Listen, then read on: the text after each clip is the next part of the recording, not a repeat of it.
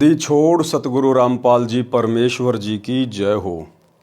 परम पिता परमात्मा सारी सृष्टि के रचनहार कुल मालिक असंख्य ब्रह्मांडों के स्वामी जगत गुरु तीनों लोकों में प्रवेश करके शब का भरण पोषण करने वाले राजाधिराज आत्माधार नाथों के नाथ देवों के देव महादेव सर्वेश्वर महेश्वर मृत्युंजय अजरो अमर आदि अनादि सनातनी प्रभु जगत पिता जगदीश्वर श्री श्री 1008 की उपाधि के वास्तविक अधिकारी अकाल मूरत शब्द स्वरूपी राम वासुदेव सर्वगतम ब्रह्म परम पूज्य प्रथम पूज्य परम संत परम पुरुष परम धनी परम दयालु सत्य कबीर हक्का कबीर अल्लाहु कबीर अल्लाहु अकबर बाखबर अल्लाह ताला जगत के तारणहार जगत के मुक्तिदाता जगत के जगन्नाथ हारे के सहारे हिंदुओं के राम मुसलमानों के अल्लाह सिखों के वाहिगुरु ईसाइयों के मसीह दया के सागर दया निधि करुणा के सागर करुणा निधि स्वयंभू परिभू संकट मोचन कष्ट हरण मंगल करण दुख भंजन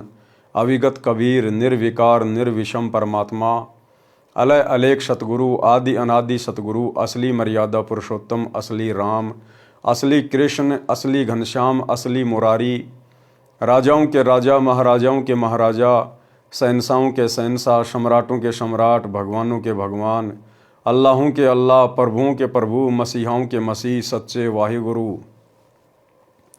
बाबाओं के बाबा पीरों के पीर सेठों के सेठ जगत सेठ सावड़सा सेठ सर्वगुण संपन्न अनंत कोटि कलाओं के स्वामी अनंत कोटि ब्रह्मांडों के नायक योगियों में महायोगी ध्यानियों में महाध्यानी सिद्धों में परम सिद्ध ज्ञानियों में तत्वज्ञानी ब्रह्म ज्ञानी महाज्ञानी परम ज्ञानी सर्वश्रेष्ठ ज्ञानी विज्ञानी युवा कबीर समर्थ कबीर असमवात अमित ओजा सच्चे रहनुमा करीम अल्लाह सुभान अल्लाह दुनिया के अंतिम पैगंबर 8 सितंबर 1951 से गांव धनाना जिला सोनीपत हरियाणा भारतवर्ष की पावन भूमि पे प्रकट रियल कल की भगवान श्री नारायण साकार हरि श्री बाबा साहिब शब्द स्वरूपी राम संत श्रोमणी नूर अनंता सतगुरु रामपाल जी परमेश्वर जी के चरण कमल में साध संगति से जुड़े हुए आप और हम सभी सत्सेवक भाई बहनों का अनंत कोटि दंडवत प्रणाम।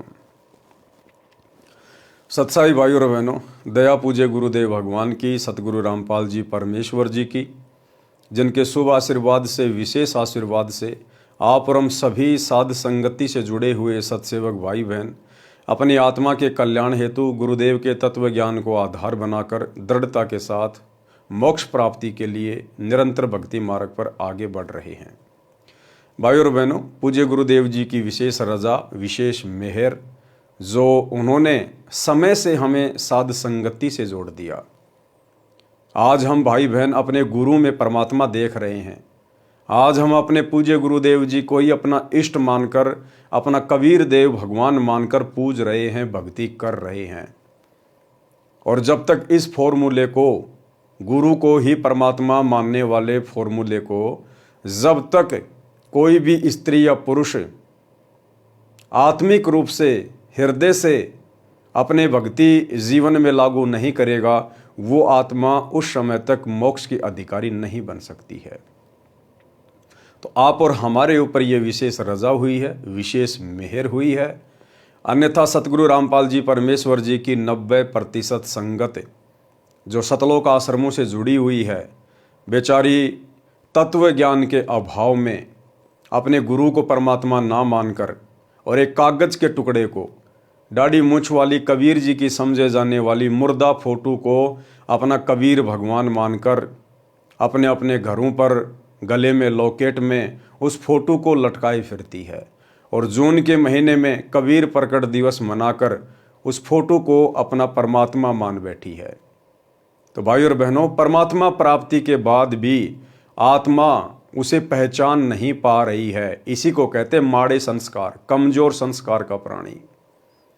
और आप और हमारे ऊपर दया हुई, गुरुदेव भगवान ने हमें सद्बुद्धि बख्शी और अपनी पहचान करवाई है। तो भाई और बहनों, ये आप और हमारा एक विशेष परम सौभाग्य है और इसके लिए हम गुरुदेव भगवान का जितना धन्यवाद करें उतना ही कम है।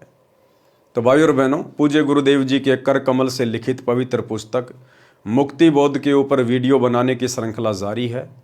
इस श्रृंखला में आज हमारा ये 27वें नंबर का वीडियो है। प्रत्येक वीडियो में पूज्य गुरुदेव जी के आशीर्वाद से आप और हमें भक्ति मार्ग से संबंधित बहुत कुछ नया जानने और सीखने को मिलता है, जिससे कि हमारा विश्वास भक्ति मार्ग पर दृढ़ होता है। तो आज के वीडियो में काशी में जो भंडारा हुआ था, परमेश्वर ने अपनी 18 लाख आत्माओं को 3 दिन तक भोजन करवाया था, साथ में सूखा सामान भी दिया था, एक सोने की मोहर और एक दोहर प्रत्येक खाने के उपरांत उन आत्माओं को दी जा रही थी। उसी भंडारे में कबीर परमेश्वर जी अपना दूसरा रूप केशव रूप बनाकर सभी को भोजन भंडारा करवा रहे थे। और किस प्रकार से कबीर परमेश्वर सतगुरु रामपाल जी भगवान ने अपने ही दूसरे रूप केशव बंजारे को निमित्त बनाकर, आधार बनाकर केशव रूप में सवाल कर रहे हैं और कबीर रूप में जवाब दे रहे हैं। 24 घंटे ज्ञान गोष्ठी चलती है, आत्माओं को समझाया जाता है। तो केशव जी ने किस प्रकार से सवाल किए, क्या क्या बातचीत हुई, और आप और हम भगत भाई बहनों को बहुत गहरी गहरी शिक्षा मिलेगी, क्योंकि परमात्मा ने अपने कर कमल से लिखित इन पुस्तकों में ऐसी ऐसी बातें लिखकर छोड़ रखी हैं, जो बातें गुरुदेव ने आप और हमारी छोटी बुद्धि को देखते हुए सत्संगों में अभी तक सार्वजनिक नहीं की हैं। तो क्या कुछ केशव जी ने सवाल किए और परमात्मा जी ने क्या जवाब दिए। पवित्र पुस्तक मुक्तिबोध पेज नंबर 329, कबीर जी तथा केशव जी की ज्ञान चर्चा। पारक के अंक की वाणी नंबर 851 886 का सरलार्थ। केशव ने कबीर परमेश्वर से कहा कि हे कबीर, आप इस मलिन देश में किस लिए आए हो।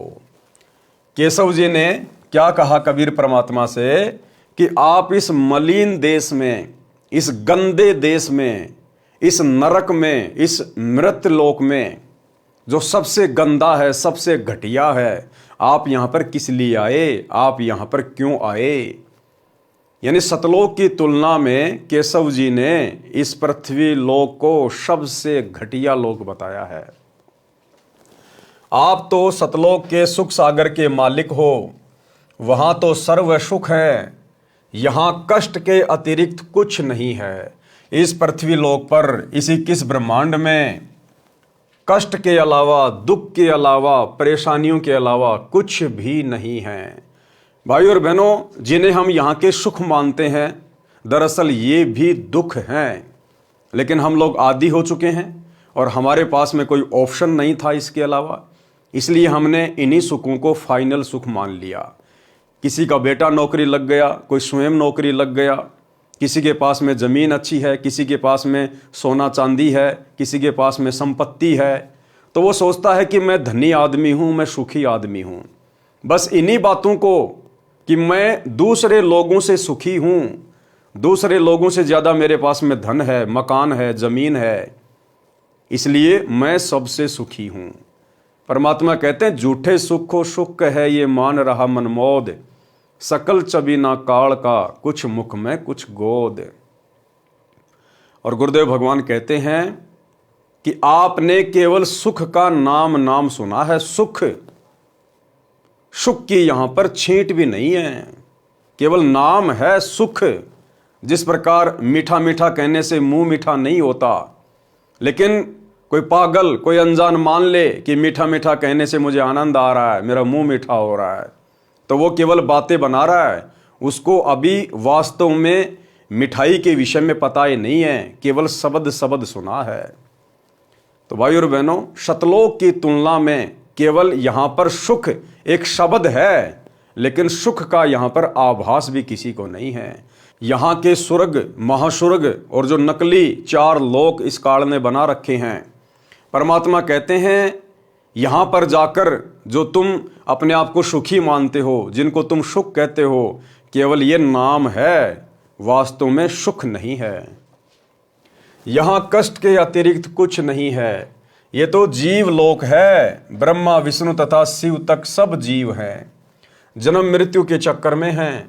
आपने वह सतलोक यानी अमान सुख चैन वाला यानी परम शांति वाला लोक क्यों छोड़ दिया।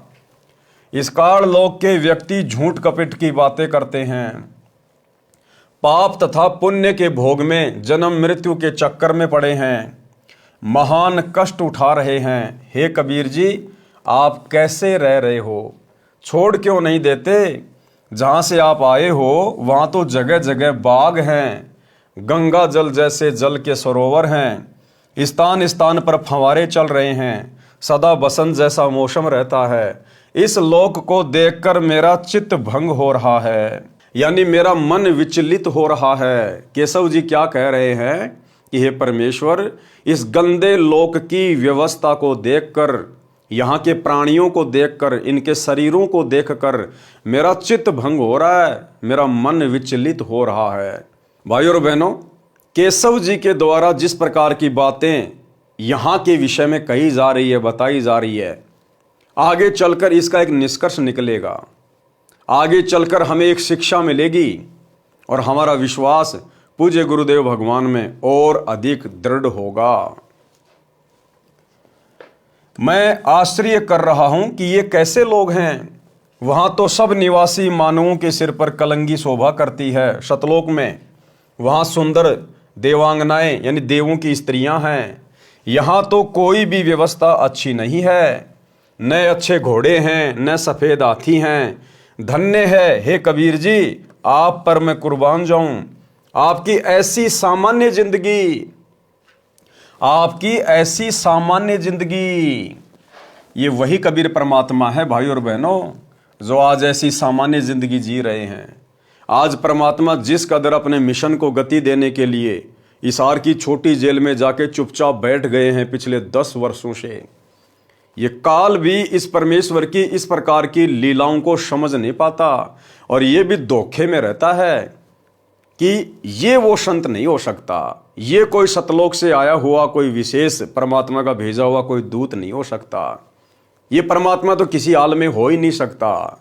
अगर उसके साथ में इस प्रकार की बदतमीजी कर दी जाए तो भाई वो तो फोड़ के रख दे सब कुछ। लेकिन ये परमात्मा किस प्रकार से अपने आप को छुपा कर लीला कर रहे हैं, काल भी धोखा खा जाता है। आप पर मैं कुर्बान जाऊं आपकी ऐसी सामान्य जिंदगी देखकर। केशव ने कहा कि इस गंदे लोक को छोड़ दे। क्या कह रहे हैं केशव बार बार? कबीर जी, आप इस गंदे लोक को छोड़ दें। ये केशव की इस प्रकार की बातें इस पृथ्वी लोक के विषय में आप और हमें आगे गहरी शिक्षा देंगी। तो क्या कह रहे हैं केशव जी? केशव ने कहा कि इस गंदे लोक को छोड़ दें, चल अपने देश सतलोक में। ऊपर सतलोक में हीरों व लालों के पहाड़ हैं और यहां तो पत्थर के पहाड़ है, पत्थर के पहाड़। ये धरती तो मिट्टी की है, इसके ऊपर कदम रखते ही पाप लगता है। पृथ्वी ऊपर पग जो धारे, करोड़ जीव एक दिन में मारे। परमात्मा कहते हैं इस काल ने हमारे को इस कदर यहां पर उलझा रखा है। एक व्यक्ति जब अपने घर से बाहर कदम रखता है प्रतिदिन और जब शाम को वापस आता है तो कहते हैं रोजाना 1 करोड़ जीवों की हत्या करता है। 1 करोड़ जीवों की, मक्खी, मच्छर, कीट, पतंग, सूक्ष्म जीव, पैरों के नीचे 1 करोड़ जीव प्रतिदिन मारते हैं हम। 1 करोड़। यहां पर पांव भी ना रखना। इन सब का मुर्द फरोसी पिंड यानी नासवान शरीर है। ये तो जन्मते और मरते हैं। सतलोक में अमर शरीर है।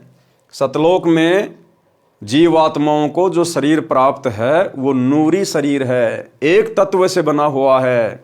वो मुर्द फरोसी शरीर नहीं है, वो मरता नहीं है, नष्ट नहीं होता है, अविनाशी शरीर है। सतलोक में अमर शरीर है। यहाँ के स्त्री पुरुष आपस में गांडी बडूका खेल ही यानी मिलन करते हैं।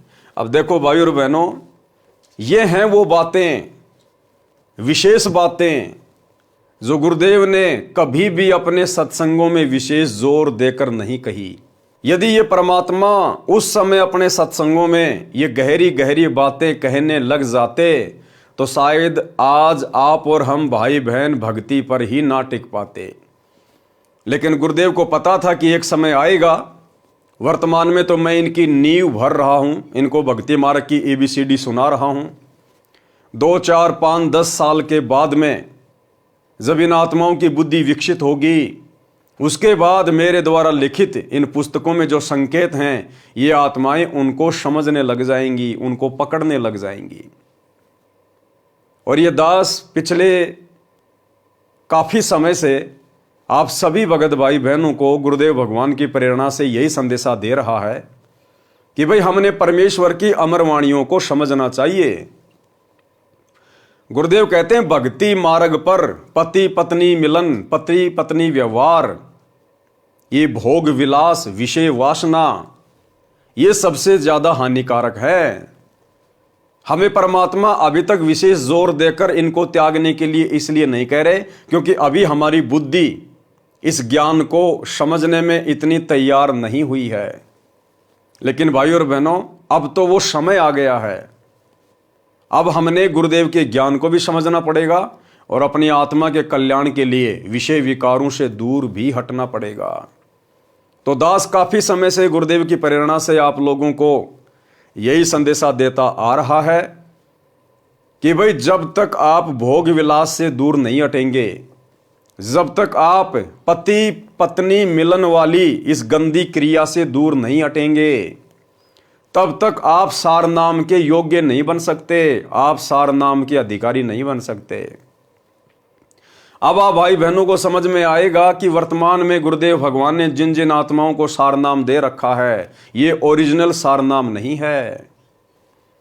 ये तो भाई बहन जबरदस्ती अपनी जो प्रतिक्रिया दिया करते थे सत्संग सुनने के बाद, उतावले हो जाते थे, गुरुजी हमें सार नाम दे दो, गुरुजी हमें सार नाम दे दो, हमें सार नाम कब मिलेगा कब मिलेगा। तो परमात्मा ने देखा कि ज्ञान को तो ये समझ नहीं रहे और सार नाम लेने की जल्दबाजी कर रहे हैं, क्योंकि परमात्मा ने सार नाम की महत्वता को बार बार सत्संगों में बताया। तो परमेश्वर ने एक नकली बंदूक पकड़ा दी। मालिक को पता था कि अभी ये सार नाम के योग्य नहीं है, क्योंकि परमेश्वर की वाणी है भाई सार नाम हमें कब मिलेगा, जब हम भगत बनेंगे तब मिलेगा ना। खाली नाम लेने मात्र से कोई भगत नहीं बन जाता, कोई सार नाम के योग्य नहीं बन जाता है। सार नाम के लिए सबसे पहले तो हमने भगत बनना पड़ेगा, भगत। और गुरुदेव ने बताया तुम अच्छे सच्चे भगत कब बनोगे। वैसे तो हर कोई अपने आप को भगत ही कहता है, जिसने नाम दीक्षा ले ली, आप 2 मिनट बाद उससे बात करो, वो बोलेगा मैं तो भगत बन गया। लेकिन इस प्रकार से भगत नहीं बनता कोई। परमात्मा कहते हैं भग भोग्या भग उपजय, भग यानी योनि। परमात्मा कहते हैं भग भोग्या भग उपजय, भग से बचा न कोई, और जो कोई भग से बचे भगत कहावे सोई। असल में सतगुरु रामपाल जी परमेश्वर जी का भगत तो वो कहलाएगा जो इस पति पत्नी मिलन से दूर हो जाएगा, जो अपने आप को विषय वासनाओं से दूर कर लेगा। हमें रोज परमात्मा नित्य नियम के माध्यम से जगाते हैं, लेकिन हम ध्यान नहीं देते। गुरुदेव कहते हैं कामी क्रोधी लालची इनसे भक्ति ना होए, और भक्ति करे कोई सूरमा जाति वर्ण कुल खोए। कामी कौन होता है? कामी जो विषय वासनाओं में डूबा हुआ है, जो अभी भी भोग विलासिता में डूबा हुआ है। कहते हैं कामी क्रोधी लालची इनसे भक्ति नहीं हो सकती। आप भक्ति पर लग जरूर जाओगे, आप गुरु से उपदेश जरूर ले लोगे, आप 3 समय की आरती भी करोगे, मंत्र भी करोगे, सत्संग भी सुनोगे, लेकिन ये काल विषय वासनाओं को लेकर आपके अंदर सदा खलबली मचाए रखेगा। आप सारा दिन भक्ति करके थोड़े बहुत भाव बनाओगे, और ये काल 2 मिनट की विषय वासनाओं की उथल पुथल में आपके सारे भाव बिगाड़ देगा, आपके मन को विचलित कर देगा। इसलिए गुरुदेव भगवान कहते हैं कि यदि एक सच्चा भगत बनना है तो सबसे पहले आपने इन विषय विकारों से अपने गुरुदेव से प्रार्थना करके भक्ति पर ज्यादा जोर देके दूर हटना पड़ेगा। उसके बाद हम सार नाम के योग्य बनेंगे, सार नाम के अधिकारी बनेंगे। ये सार नाम कोई आलू टमाटर नहीं है जो परमात्मा आपको यूं ही बांट देगा, ले बेटा ले बेटा। इस सार नाम को सुरक्षित रखने के लिए परमात्मा ने धर्मदास जी को जिंदा समाधि दे दी। नानक जी से, अन्य महापुरुषों से परमात्मा ने सौगंध निकलवा दी थी, प्रतिज्ञा करवा ली थी कि आपने किसी को बताना भी नहीं है ये सार नाम क्या वस्तु है। और वर्तमान में गुरुदेव भगवान के जेल जाने के बाद आप देख रहे हैं किस प्रकार से गुरुदेव के कलयुगी परिवार ने, उनके बेटा बेटी भाई बंधु रिश्तेदारों ने, इन आश्रमों में कोऑर्डिनेटरों ने आलू टमाटर की तरह सार नाम को 15-15 हज़ार रुपए के चक्कर में, 20-20 हज़ार रुपए के लिए, क्योंकि वर्तमान में पाठ प्रकाश की कीमत 25 हज़ार रुपए कर दी गई है, तो 25-25 हज़ार के लिए, 15-15 हज़ार के लिए किस प्रकार से सार नाम को आलू टमाटर बना दिया गया है। भले कोई मर्यादा में है या नहीं है, आपको सतनाम मिले हुए 5 साल हो गए, आप सतलोक आश्रमों में रेगुलर आ रहे हैं, आप नामदान सेंटरों पे जा रहे हैं, आप सतलोक आश्रम मैनेजमेंट हरियाणा के हर पीले पर्चे को मान रहे हैं, तो आप जी सार नाम के योग्य बन गए। और आपको डेट दे दी जाएगी, फला फला डेट को सार नाम लेने के लिए धनाना आश्रम में आ जाइए। आप चाहे धनाना आश्रम में एंट्री करने से पहले सिगरेट का पूरा डब्बा पी के जाइए, फिर भी आपको सार नाम मिल जाएगा, क्योंकि वहां जो सार नाम देने वाला है वो आप जैसा 2 कोड़ी का जीव है। उसको क्या पता आप मर्यादा तोड़ के आए हैं या मर्यादा में हो। तो भाई और बहनों, ये काल प्रेरणा से धर्म को धंधा बनाकर केवल एक पाखंड चल रहा है। ओरिजिनल सार नाम के योग्य हम उस समय बनेंगे जब हम विषय वासनाओं से पूरी तरह से पाक साफ हो जाएंगे। तो गुरुदेव भगवान ने क्या कहा है यहां पर, वर्तमान में जो भगत भाई बहन इतना तत्व ज्ञान लेकर भी और विशेषकर सतनाम लेने के बाद भी जो भाई बहन पति पत्नी मिलन में हैं, जो भोग विलास में हैं, जिन्होंने शारीरिक संबंध बनाने नहीं छोड़े हैं, परमात्मा कहते हैं वो तो गांडी बडूका खेल रहे हैं। गांडी बडूका यानी केशव जी ने गाड़ी दी है, गाड़ी। जैसे आप और हम भगत भाई बहन पहले कह दिया करते थे एक दूसरे को ज्ञान के अभाव में, ए गांडू इधर आ। तो गांडू का मतलब क्या होता है, जो अभी उसी वस्तु के पीछे पड़ा हुआ है, जो अभी योनि के चक्कर में पड़ा हुआ है, विषय वासनाओं में सना हुआ है, उसको गांडू कहते थे। और परमात्मा ने उसी चीज को क्या कहा, गांडी बडूका। तो केशव जी क्या कह रहे हैं कि यहां के लोग कितने गंदे हैं, ये कैसे भक्ति करेंगे आपकी, कैसे इनके अंदर आपकी भक्ति प्रवेश करेगी परमात्मा। ये तो गांडी बडूका खेल ही, ये तो गांडी बडूका का खेल खेल रहे हैं। अभी भी इन लोगों को समझ में नहीं आई कि तुमने सतलोक भी जाना है। ये ज्ञान तुम्हें धरती पर कौन दे रहा है, तुम्हारा मनुष्य जीवन प्राप्त करने का टारगेट क्या है, मकसद क्या है, लक्ष्य क्या है। इन लोगों को कुछ भी समझ में नहीं आ रहा परमात्मा। ये तो आपसे इतना ज्ञान लेने के बाद भी गांडी बडूका का खेल खेल रहे हैं, गांडी बडूका का। और उम्मीद कर रहे हैं सतलोक जाने की, सार नाम लेने की। सार नाम तो उस समय देगा परमात्मा जब हम ये गांडी बडूका का खेल खेलना बंद करेंगे। तो क्या कह रहे हैं परमात्मा, यहां के स्त्री पुरुष आपस में, स्त्री और पुरुष आपस में गांडी बडूका खेल ही यानी मिलन करते हैं, मिलन। और इसी को सबसे अच्छा भोग मानते हैं। सतलोक का भोग असंख्य गुणा आनंददायक है। दास ने परमात्मा के मुख कमल से एक सत्संग में सुना था कि पुण्यात्माओं, यहां तुम जो सुख स्त्री पुरुष मिलन में ढूंढते हो, शारीरिक संबंध बनाने में जिस सुख को तुम सुख मानते हो ना, इससे असंख्य गुणा सुख सतलोक में है। असंख्य गुणा सुख यानी वहां पर हम इस प्रकार से गांडी बडूका का खेल नहीं खेलते। सतलोक में स्त्री पुरुष वहां पर शारीरिक मिलन नहीं करते, लेकिन वहां पर आपस में जो प्यार प्रेम है पति और पत्नी का, दृष्टि मात्र से यहां जो हम आनंद महसूस करते हैं झूठा एक बार के शारीरिक मिलन में, परमात्मा कहते हैं वहां पर ऐसा आनंद, ऐसा सुख यहां के गांडी बडूका वाले खेल से करोड़ों गुना अधिक है, करोड़ों गुना अधिक है। और यहां का झूठा सुख तो तुम 1 मिनट ले लोगे, 2 मिनट ले लोगे, और वहां तो अनवरत अखंड सुख है, अखंड। लेकिन भाई और बहनों, वहां का वो अखंड सुख मिलेगा कैसे, जब तक हम यहां के गांडी बडूका वाले खेल से दूर नहीं हटेंगे, इस गंदी विषय वासना वाली इस क्रिया से दूर नहीं हटेंगे। और अब ठीक का समय आ गया है, इसलिए परमात्मा बार बार कबीर सागर के सरलार्थ में और मुक्ति बोध पुस्तक में इस क्रिया से दूर हटने के लिए आप और हमें प्रेरित कर रहे हैं। यानी परमात्मा खुल के नहीं कहना चाहते, लेकिन इस पुस्तक में परमात्मा ने हर प्रकार से लिख दिया है और खुलकर कहने के लिए, समझाने के लिए इस पवन दास नाम के 2 कौड़ी के कुत्ते को खड़ा कर दिया है कि भाई अगर मैं डायरेक्टली कहूंगा तो ये आत्माएं नाराज हो जाएंगी कि लो भाई, अब तो गुरुजी ने स्त्री पुरुष मिलन के लिए भी मना कर दिया है। क्या बच्चों की शादियां नहीं करें? क्या बच्चों की रमेणियां नहीं करें? अरे उन बच्चों की रमेणी करो, उन बच्चों की शादी करो जिनको यहीं पर आजीवन जन्म जन्म ये गांडी बड्ढूका का खेल खेलना है। आप सोच भी कैसे सकते हैं अगर आपको ये ज्ञान समझ में आ गया तो? क्या आप अपने बच्चों को गांडी बड्ढूका वाले खेल में डालना चाहते हैं क्या? यहीं पे गधे कुत्ते बनता हुआ देखना चाहते हैं क्या? जब गुरुदेव ने कह दिया कि कोटि जन्म तू राजा की न्या मिटी न मन की आशा और भिक्षुक होकर दर दर घूम लिया मिला न निर्गुण राशा, कि करोड़ों जन्म तू राजा के प्राप्त कर चुका है। अब राजा को तो हम यहां बहुत ज्यादा सुखी मानते हैं ना, हर प्रकार से वैभवशाली मानते हैं कि राजा से बढ़कर सुख तो किसी को हो ही नहीं सकते।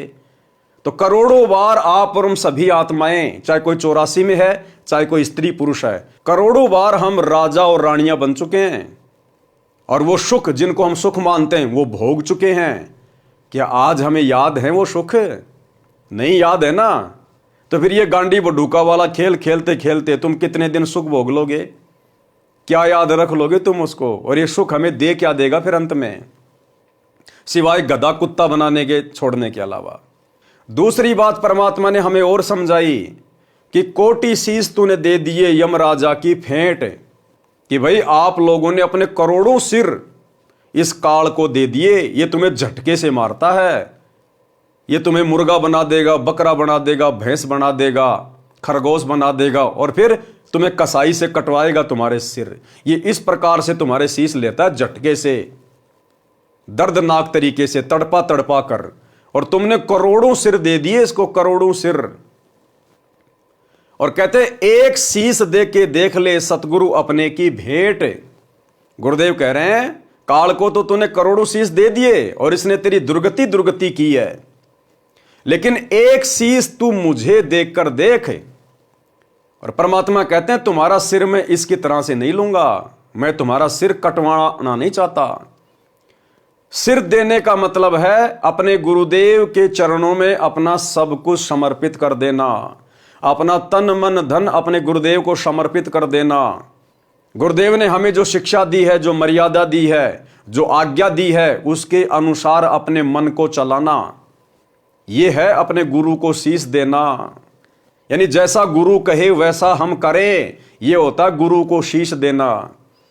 तो गुरुदेव कहते हैं तूने करोड़ों सिर दे दिए इस काल को, मिला तुझे कुछ नहीं, और अब भी तू काल को ही सिर देने जा रहा था। ये तो मैंने तेरे को पकड़ लिया और तू आधे से ज्यादा जीवन तो जी चुका है। तेरी 15, 20, 25, 30 साल की उम्र बाकी है। अब ये 15, 25, 30 साल का जीवन तो मेरे चरणों में समर्पित कर दे। ये गांडी बड्ढूका वाला खेल खेलना छोड़ दे। मैं तुझे सदा सदा के लिए फिर वो अमर सुख दूंगा। केवल नाम नाम है, वास्तविक वस्तु यहां नहीं है जो तुम्हें सुख दे सके। वो कैसे नहीं है भाई और बहनों, देखो हमने समझना पड़ेगा झूठा सुख कैसे है।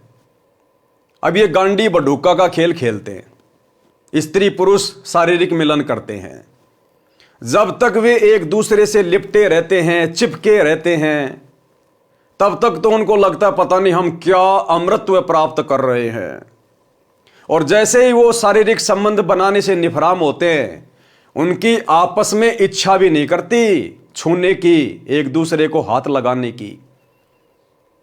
जैसे ही हमारे शरीर से रज और बीरज का स्राव होता है, उसके बाद में स्त्री और पुरुष की आपस में एक दूसरे को छूने की इच्छा भी नहीं बनती है। अब पहले तो हमें वो सुख दे रहा था, और जैसे ही हम शारीरिक क्रिया से संपन्न हुए, उसके बाद में एकदम से हम एक दूसरे को देखना भी नहीं पसंद करते, छूना भी हम नहीं पसंद करते। बस इतना ही सुख था वो। तो परमात्मा कहते हैं झूठे सुख को सुख है ये मान रहा मनमोद, और शकल चबी ना काल का कुछ मुख में कुछ गोद। और उस शारीरिक मिलन ने हमें दिया क्या? झूठा सुख दे दिया, और बदले में हम कितने दोषी बन गए परमात्मा के। गुरुदेव ने ज्ञान गंगा पुस्तक में लिखा है कि अनावश्यक रूप से भोग विलास करना एक बच्चे की हत्या करने के बराबर है, एक बच्चे की हत्या करने के बराबर। कितने असंख्य जीवाणु मरते हैं जब हम एक बार शारीरिक संबंध बनाते हैं, और उसके बाद हमारा बल, हमारा तेज, हमारा नूर कितना घट जाता है, कितना कम हो जाता है। शारीरिक संबंध बनाने से हमारी उम्र भी घटती है, हमारी आयु घटती है, और शरीर छोड़ने के बाद हम ब्रह्मा जी के इतने ऋणी हो जाते हैं, उसका हम फिर कर्जा नहीं उतार पाते। फिर कई युगों तक हम लोग नरक भोगते हैं, वो गांडी बडूका खेल खेलने के कारण। नरक से निकलने के बाद फिर गधे कुत्ते सूअर का जन्म भोगते हैं। फिर वो परमात्मा कुत्ता बनाएगा, कुत्ता, कि तेरे को मनुष्य जन्म दिया था ना भक्ति करने के लिए, लेकिन तू तो ये गांडी बडूका का खेल ही खेलने में व्यस्त रहा। ले भाई, अब कुत्ता बने, अब तेरे को भक्ति नहीं करनी है। अब कुत्ते के जीवन में तेरे को भक्ति नहीं करनी, तेरे को सत्संग नहीं सुनने, तेरे को मंत्र जाप नहीं करने, तेरे को कुछ नहीं करना, बस गांडी बडूका का खेल खेल और कुछ नहीं करना अब तेरे को। तो वो 2 मिनट का सुख और दुख पहाड़ के जैसा। गुरुदेव कहते हैं रिंचक सा सुख और दुख सुमेर समाना, कि वो 2 मिनट का सेज का सुख और तूने पहाड़ जैसी आफत मोल ले ली, पहाड़ जैसी आफत। तो भाई और बहनों, कहने का मतलब है परमात्मा हमें यह समझाना चाहते हैं कि पुण्यात्माओं, तुम्हारे को ये गंदी क्रियाएं करते करते असंख्य युग बीत गए, असंख्य करोड़ पदम युग। जब से हम सतलोक से अपने पिता से बिछुड़ कर आए हैं, और हम जिस भी लोक में गए हैं, काल ने हमें इन्हीं क्रियाओं से बांध के रखा है। क्योंकि काल को पता है कि जिस कुक्रम के चलते मुझे सतलोक से निकाला गया, अरे दुर्गा के साथ में जबरन बलात्कार करने का तो प्रयास किया था सतलोक में, तो काल को पता है कि परमात्मा इस गांडी बडूका वाली क्रिया से बहुत नाराज होते हैं। तो काल तो हमें सबसे ज्यादा वही कर्म करवाएगा ना जबरदस्ती, जिससे कि हम परमात्मा के दोषी बने और काल के ऋणी बने, कर्जदार बने। तो आज गुरुदेव भगवान हमें हर प्रकार से समझा रहे हैं कि भैया, अगर तुम मेरी शिक्षाओं में चलोगे, मेरी आज्ञा में चलोगे, विषय वासनाओं से दूर हटके भक्ति करोगे, तो ये भक्ति भी तुम्हारे अंदर धीरे धीरे प्रवेश होगी। अन्यथा तुमने तो उस मटके में छेद कर लिया। जैसे किसी मटके में नीचे छेद हो रखा है और ऊपर से हम पानी डाल रहे हैं कि मैं अपने परिवार के लिए और मेरे लिए इस मटके में पानी भर रहा हूं, गर्मी में पानी पीऊंगा, ठंडा पानी रहेगा, और नीचे उसमें छेद भी कर रखा है। वो पानी ज्यादा देर नहीं रुकेगा, 10-15 मिनट में खाली हो जाएगा, चाहे कितना ही भरते रहो। तो इसी प्रकार हम भक्ति भी कर रहे हैं कि मैं सतलोक जाऊंगा, वहां के सारे सुख प्राप्त करूंगा, और यहां भी मैं सुखी रहूंगा। और फिर आप जी ये गांडी बडूका वाली ये क्रिया भी कर रहे हैं। एक तरफ तो आप ओम नाम का जाप करके ब्रह्मा और सावित्री जी का ऋण उतार रहे हैं, और दूसरी तरफ आप ये गांडी बडूका वाला खेल खेलते हुए उसी ब्रह्मा सावित्री का ऋण भी चढ़ा रहे हैं। तो भैया, जो आदमी साथ में कर्जा ले रहा है और नौकरी कर करके कर्जा उतार भी रहा है, उस आदमी का कभी जिंदगी में कर्जा नहीं उतरेगा। अगर कर्जा उतारना है तो सबसे पहले आपने उधार लेना बंद करना पड़ेगा, और धीरे धीरे कमाई करके अगले को देना पड़ेगा, तब जाके आप कर्ज मुक्त होगे। तो भाई और बहनों, परमात्मा हमें हर प्रकार से भक्ति मार्ग पर सफलता प्राप्त करवाने के लिए समझाना चाहते हैं कि यदि आप मेरी आज्ञा में चलोगे, मेरी मर्जी में चलोगे, और विषय वासनाओं से हटकर जब आप इस भक्ति पर लगोगे दृढ़ होकर, तब आपकी सुरती सतलोक की तरफ लगेगी। अन्यथा खाली सत्संग तुम सुनते रहो, शब्द सुनते रहो हैं, और सुरती तुम्हारी कभी 7 जन्म में भी लगनी नहीं है परमात्मा में। तो केशव जी यहां पर यही बात कह रहे हैं कि परमात्मा सतलोक में तो अमर शरीर है, अविनाशी शरीर है, और यहां के स्त्री पुरुष ये तो गांडी बडू का खेल ही आपस में मिलन करते हैं, मिलन। ये बात क्यों लिखी गई? क्योंकि ये परमात्मा को अच्छी नहीं लगती, परमात्मा को स्वीकार्य नहीं है। अरे केशव रूप में कौन था? खुद कबीर परमात्मा ही है ना, सतगुरु रामपाल जी भगवान, खुद केशव कबीर भगवान ही है ना। तो भगवान ही तो कह रहे हैं, केशव कह रहे हैं, समझिए कबीर परमात्मा कह रहे हैं। तो परमात्मा तो इस क्रिया से बहुत नाराज हैं, इस क्रिया को तो परमात्मा गलत बता रहे हैं। तो हमारे भगवान जिस क्रिया के करने से खुश नहीं है, उस क्रिया को खुशी खुशी करके आप और हम कैसे अपने भगवान को खुश कर सकते हैं? 7 जन्म में नहीं कर सकते। तो भाई और बहनों, समझदार को तो संकेत ही काफी है कि आपने यदि इसी जन्म में शतलोक प्राप्त करना है, पूर्ण मोक्ष प्राप्त करना है और शतलोक के योग्य बनना है, सारनाम के योग्य बनना है, तो आपने किन किन क्रियाओं से अपने आप को दूर करना पड़ेगा। यहां के स्त्री पुरुष आपस में गांडी बडूक का खेल ही यानी मिलन करते हैं, सेक्स करते हैं और इसी को सबसे अच्छा भोग मानते हैं। सतलोक का भोग असंख्य गुणा आनंददायक है। सब मानव यानी स्त्री पुरुष के शरीर में नरक भरा है, नसों में रुधिर भरा यानी खून भरा हुआ है, थूक भरा है, विष्टा यानी टट्टी भरा हुआ है। ये दिन रात इसी नरक में भरे शरीर में मस्त रहते हैं। फिर कुत्ते गधे बनते हैं, यमदूत इनके ऊपर घात मारने के लिए छुपकर दांव लगाए रहता है। इस काल लोक की पृथ्वी की 100 योजन यानी 1 योजन 12 किलोमीटर के समान होता है, यानी 1200 किलोमीटर ऊपर तक दुर्गंध जाती है। इस पृथ्वी की बदबू, कितने लोग लैट्रिन करते हैं, पेशाब करते हैं, फैक्ट्रियों का धुआं है, गंदा पानी है, केमिकल है। परमात्मा कहते हैं 1200 किलोमीटर तक तो इस पृथ्वी से ऊपर इसकी बदबू जाती है, बदबू। और ये जीव स्त्री पुरुष इस पृथ्वी पे रह रहे हैं, जड़ में रह रहे हैं। ये रह कैसे रहे परमात्मा? केशव जी सोच सोचकर चिंतित हो रहे हैं कि परमात्मा ये इंसान यहां पर रह कैसे रहे हैं।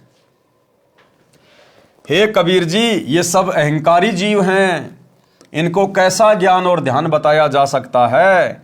ये कैसे भक्ति करेंगे?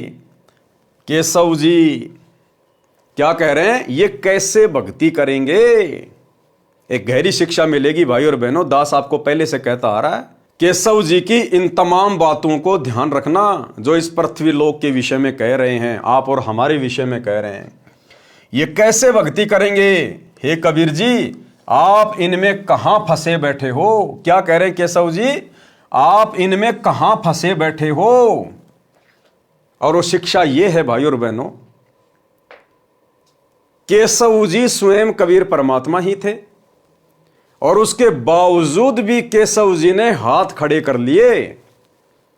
यहां की गंदी व्यवस्था को देखकर, यहां के गंदे स्त्री और पुरुषों को देखकर, इस गंदे शरीर को देखकर, हमारे हार व्यवहार को देखकर केशव ने भी हाथ खड़े कर लिए कि हे परमात्मा, आप यहां से निकल क्यों नहीं चलते?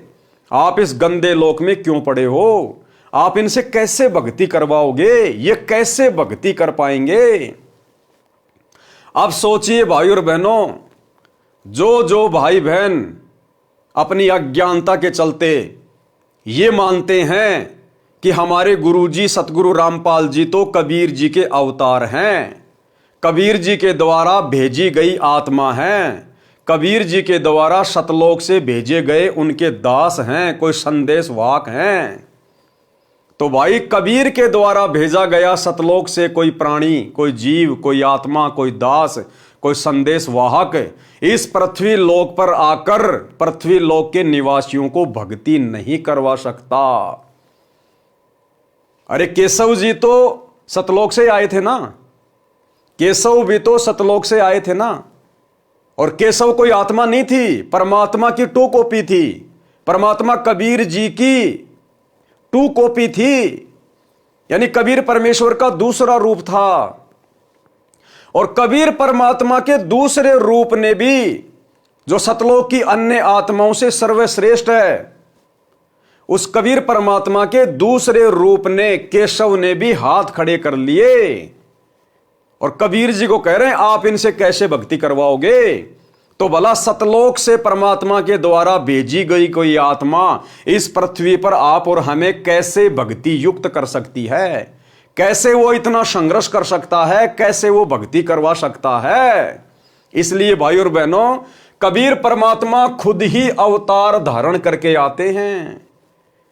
ये स्वयं ही पृथ्वी पर अवतरित होते हैं सतलोक से, एक मनुष्य के बच्चे के रूप में लीला करते हुए बड़े होते हैं, अपने आप को छुपाते हैं।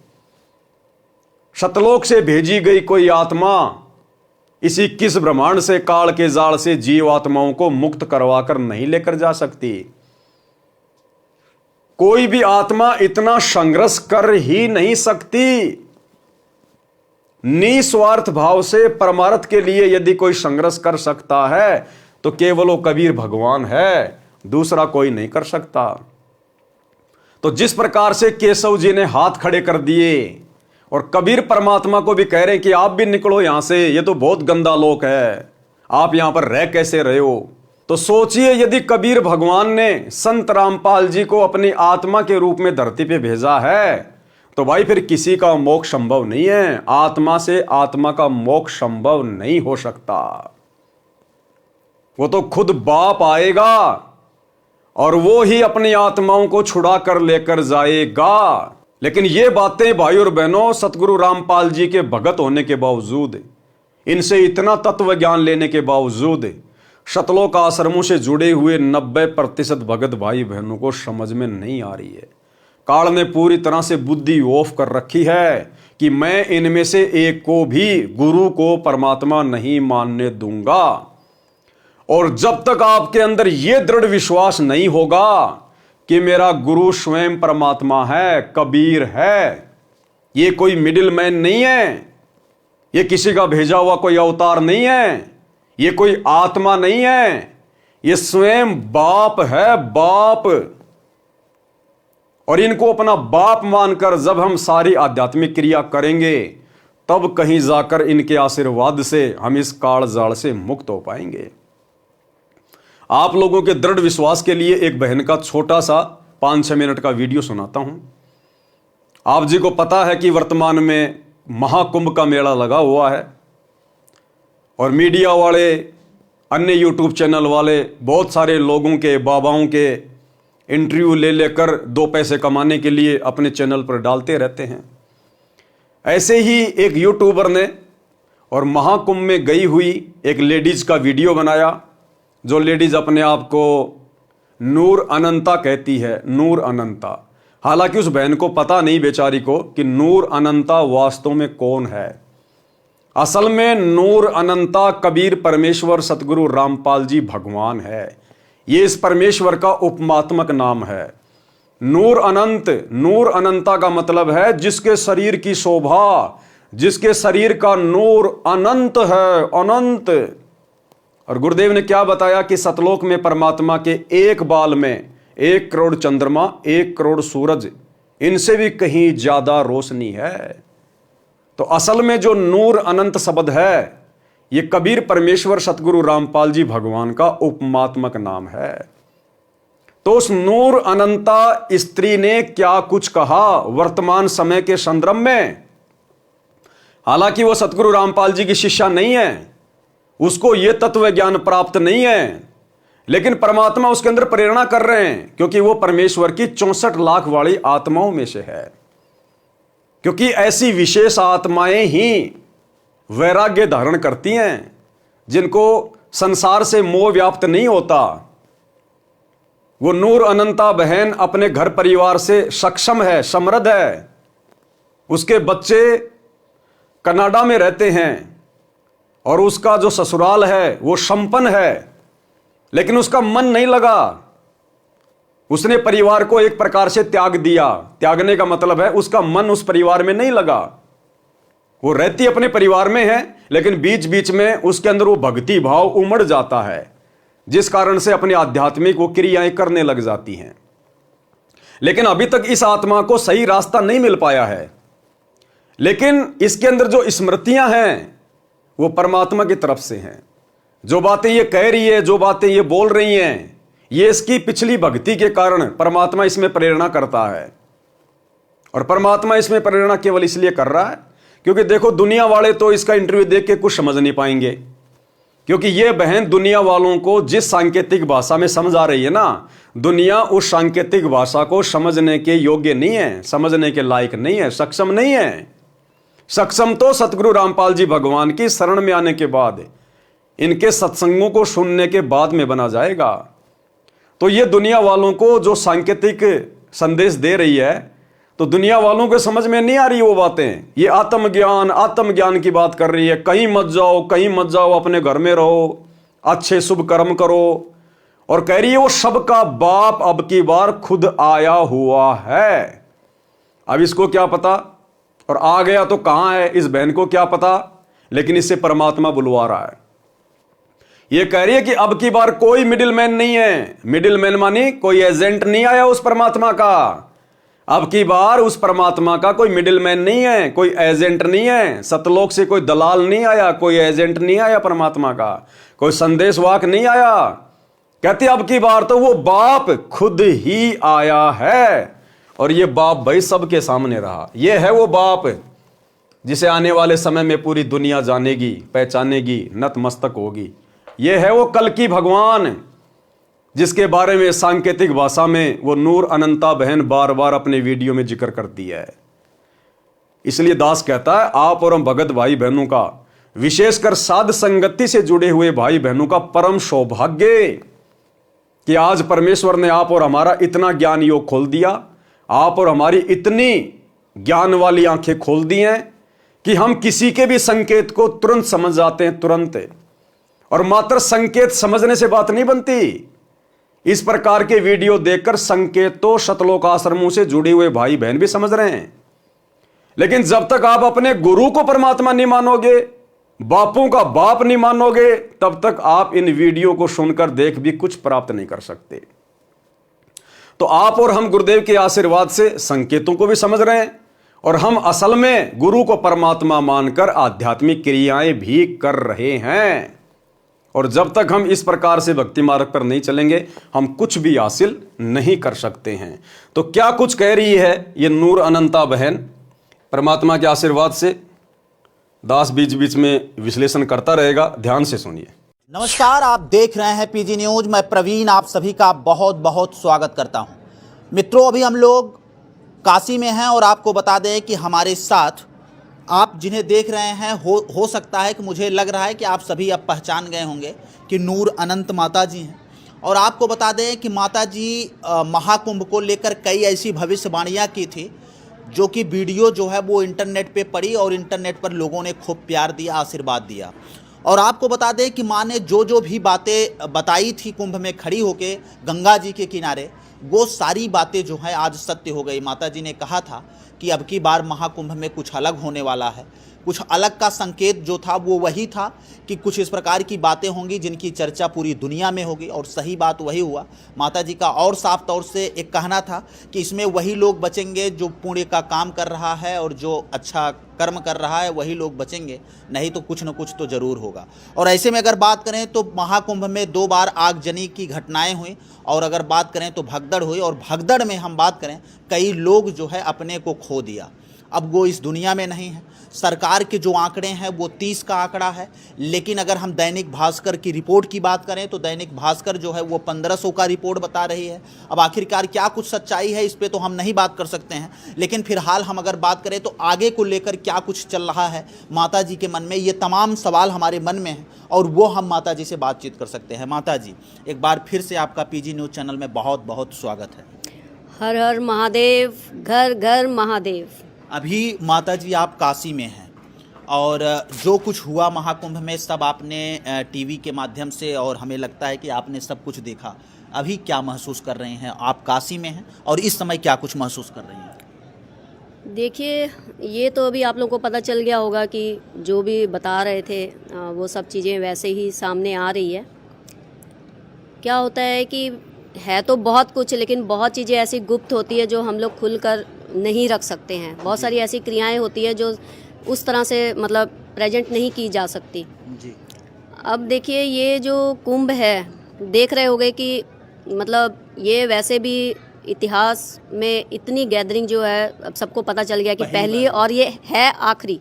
हाँ। सिर्फ गैदरिंग पहली नहीं है हाँ। कि आगे जाके ये है भी आखिरी, ये आखिरी अच्छा, बात। इसके बाद अगर हम बात करें माता जी, तो इतना ये नूर अनंता बहन कह रही है कि जिस प्रकार से आपने कुंभ में जो भीड़ देखी है, जो गैदरिंग देखी है, ये आखिरी गैदरिंग है, ये आखिरी भीड़ है। इसके बाद दुनिया में कभी भी इस प्रकार की भीड़ आपको देखने को नहीं मिलेगी। बिल्कुल सत्य बात है भाई और बहनों।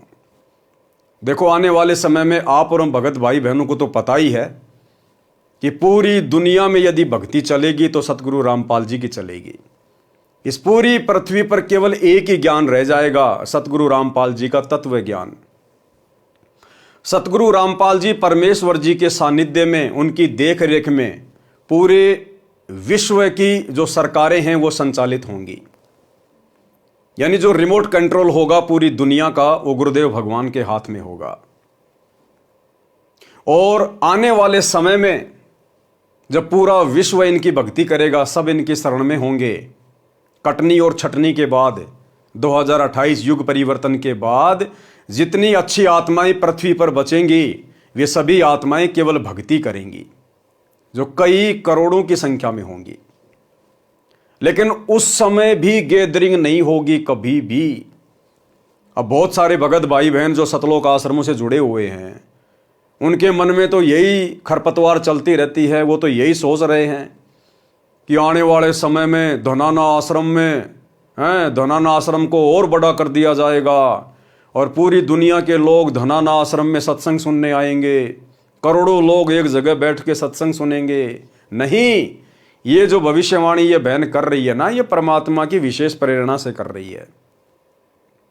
ये लास्ट भीड़ थी कुंभ के मेले में। आने वाले समय में कोई कुंभ वाम्ब नहीं होना। अब हो लिया जितना होना था उतना। अब तो लोगों का घरों से बाहर निकलना मुश्किल हो जाएगा और आगे भी कभी भीड़ नहीं होगी। सतगुरु रामपाल जी परमेश्वर जी की भक्ति जब पूरे विश्व में शुरू हो जाएगी तो उस समय भी कभी आपको इतने लोगों की भीड़ देखने को नहीं मिलेगी। परमात्मा भीड़ इकट्ठा नहीं करेगा। ये कलयुग की बिचली पीढ़ी का समय है। परमात्मा ने घर घर में टीवी लगवा दिए, घर घर में, हर एक के हाथ में परमात्मा ने मोबाइल दे दिए, हर एक के हाथ में। परमात्मा भीड़ इकट्ठा करके सत्संग नहीं करेगा। अपने अपने घरों पे बैठो, ज्ञान दे दिया गया है। मर्यादा में रह के भक्ति करोगे तो परमात्मा साथ रहेगा, चाहे अमेरिका रहो, चाहे इंग्लैंड रहो, चाहे भारत में रहो। बकवाद करोगे तो झटका लगेगा, चाहे कहीं भी छुप के बकवाद कर लेना, इस परमात्मा की नजरों से नहीं बच पाओगे। तो आने वाले समय में सत्संग सुनने के लिए परमात्मा भक्तों की भीड़ जमा नहीं करेगा। परमात्मा ने घर घर टीवी दे दिए, घर घर मोबाइल दे दिए। आपस में भाई बहन ज्ञान चर्चा करो, क्योंकि गांव के गांव भगत होंगे, नगर के नगर भगत होंगे। और जब हर जगह भगत होंगे तो भगतों को आपस में इकट्ठा होने की जरूरत कहां है। वर्तमान में भगतों की संख्या कम है और गुरुदेव ने ज्ञान की शुरुआत की है, इसलिए भक्तों को परमात्मा एक जगह इकट्ठा किया करते थे आश्रम में, उनको ज्ञान समझाने के लिए, भक्ति पर दृढ़ करने के लिए। जब आने वाले समय में घर घर में परमात्मा का ज्ञान होगा, गांव गांव में परमात्मा के भगत होंगे, तो फिर उन भगतों को आपस में मिलने के लिए किसी एक आश्रम में इकट्ठा होने की जरूरत नहीं पड़ेगी। सत्संग सुनने के लिए भक्तों को आश्रम में इकट्ठा होने की जरूरत नहीं पड़ेगी। जैसे वर्तमान में आप देख रहे हैं, हिसार जेल से परमात्मा अपने विशेष संदेश भेज रहे हैं। क्या परमात्मा भक्तों को इकट्ठा कर रहे हैं? नहीं, ये सोशल मीडिया दे दी परमात्मा ने। यूट्यूब पर डालो और लाखों भगत अपना सुनो। और गुरुदेव ने भी एक सत्संग में स्पष्ट कर दिया कि परमात्मा ने घर घर में आश्रम बना दिए, घर घर में आश्रम। और गुरुदेव कह रहे हैं कि 4-5 लाख लोगों को हम किसी आश्रम में इकट्ठा करके भी सत्संग नहीं सुना सकते। और अब यूट्यूब पर, सोशल मीडिया पर 5-5 लाख बच्चे एक ही दिन में सत्संग सुन रहे हैं। बच्चों, वो ठीक का दिन आ गए। चारों तरफ डंका बोल गया दाता का। एक समय में 4-5 लाख बच्चे सत्संग सुन रहे। इतना बड़ा हम आश्रम बना कभी नहीं सुना सकते थे। एक बंदी छोड़ सारा संसार आश्रम बन गया मेरे बंदी छोड़ का, वो घर घर आश्रम बन गया। और अपने बच्चों के ऊपर किसी कृपा कर दी मेरे दाता ने। बच्चों फिर क्या बताते हैं, तो परमात्मा ने सोशल मीडिया को प्रथम महत्व दे दिया। क्या वो भगवान 5 लाख लोगों को भी किसी आश्रम में बैठा कर सत्संग नहीं सुना सकता? ये धनाना आश्रम वाले, गुरुदेव के परिवार वाले ये दावा करते हैं कि सतलोक आश्रम धनाना में एक बार में 10 लाख लोग बैठकर सत्संग सुन सकते हैं। अरे लेकिन गुरुदेव भगवान ने तो रिजेक्ट कर दिया उस धनाना को। गुरुदेव तो कह रहे हैं हम 5 लाख लोगों को भी एक ही समय में बैठाकर सत्संग नहीं सुना सकते। इसका मतलब क्या है? आने वाले समय में परमात्मा आश्रमों में भक्तों को इकट्ठा नहीं करेगा, भीड़ इकट्ठी नहीं करेगा।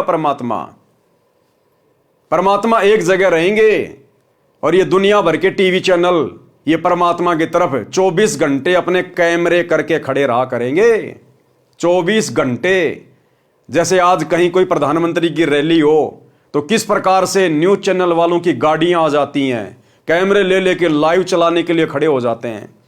इसी प्रकार आने वाले समय में इस प्रधानमंत्रियों के प्रधानमंत्री के आगे, राष्ट्रपतियों के राष्ट्रपति के आगे, सतगुरु रामपाल जी परमेश्वर जी के आगे, जहां भी ये परमात्मा रहेंगे, ये न्यूज चैनल वाले इनके सत्संगों को लाइव चलाने के लिए 24 घंटे वहां बाहर खड़े रहेंगे। बाहर जैसे कुत्ता रोटी के टुकड़े के इंतजार में रहता है ना, ऐसे ये न्यूज चैनल वाले जो आज सिवाय बकवाद के कुछ नहीं दिखा रहे, आने वाले समय में परमात्मा की एक बाइट के लिए, परमात्मा के एक सत्संग के लिए आश्रम के बाहर गाड़ियां ले लेके डेरे डाल के पड़े रहेंगे। डेरे डाल के, जैसे पुलिस वाले चुनाव के समय तंबू लगा लगा के बिल्डिंगों के बाहर रात को जो है रहते हैं।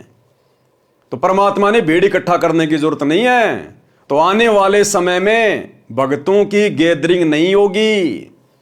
ये जितने भी आश्रम वर्तमान में बना दिए गए हैं गुरुदेव की गैर हाजिरी में धर्म को धंधा बना के, ये आश्रम परमात्मा अपने परिवार वालों को दे देगा कि भैया तुम लोगों ने इसीलिए तो भक्ति की थी कि हमारे पास में संपत्ति हो, पैसा हो, लो भाई ये आश्रम संभालो, तुम ही संभालो, हमें तुम्हारे आश्रमों की जरूरत नहीं है। तो आने वाले समय में भीड़ इकट्ठा नहीं होगी। सोशल मीडिया ही एकमात्र प्रचार का साधन होगा, माध्यम होगा। इतना भीड़ कभी महाकुंभ में नहीं हो नहीं हुई, हाँ, और नहीं हुई है और आगे भी कभी नहीं होगी। इसलिए क्या हो रहा है कि ये जाने अनजाने में लोग खींचे चले आ रहे हैं। हाँ। अब देख रहे हो सिर्फ अपने भारतीय नहीं है, विदेशी भी सब खींचे, उनको पता ही नहीं है, मतलब उनको कोई ना कोई ऊर्जा खींच के ला रही है। क्यों ला रही है? क्योंकि ये लास्ट फेज चल रहा है। जैसे बता रहे हैं कि भाई कलयुग का ये एंडिंग है और सतयुग जो है, साथ साथ कलयुग खत्म हो रहा है, साथ साथ सतयुग की स्थापना हो रही है। इसको जितनी जल्दी हो सकता है सब लोग इस सत्य को मान लें। क्योंकि अब बहुत लोग हैं ना ऐसे ही बोल रहे हैं कि ये ऐसे ही ये झूठ है, ये लोगों को डराने के लिए ऐसे बोल रहे हैं। नहीं भाई, हमें क्या जरूरत पड़ी है किसी को डराने की ना। जी।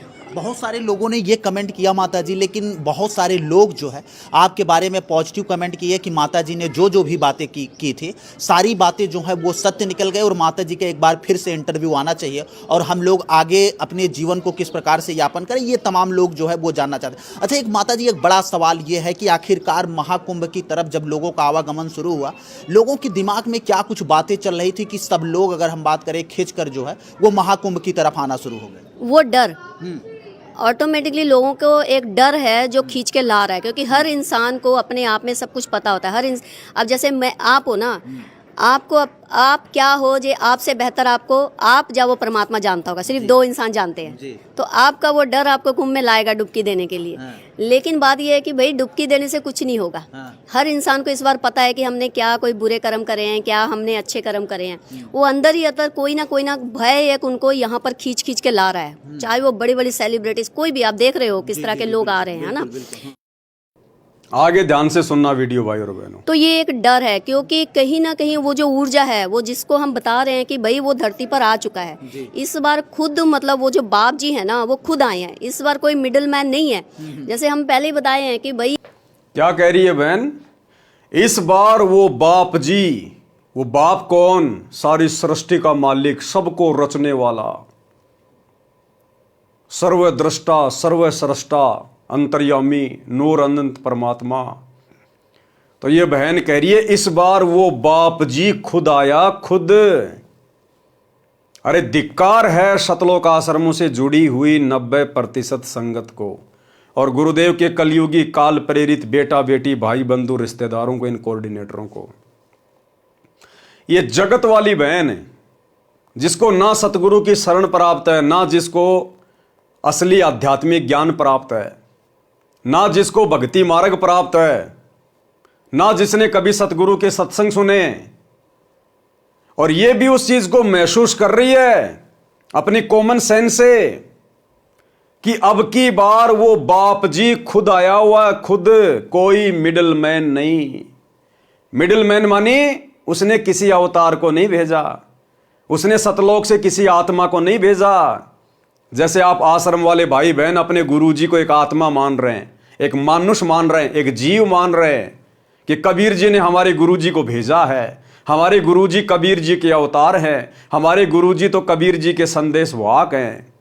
इस बहन से शिक्षा ले लो और अपने परमात्मा से नाक रगड़ रगड़ के भीख मांगो कि गुरुदेव भगवान हमें सद्बुद्धि दो, हे परमात्मा हम आपके संकेतों को समझ सकें, हमें बुद्धि दो, हमारा ज्ञान योग खोलो।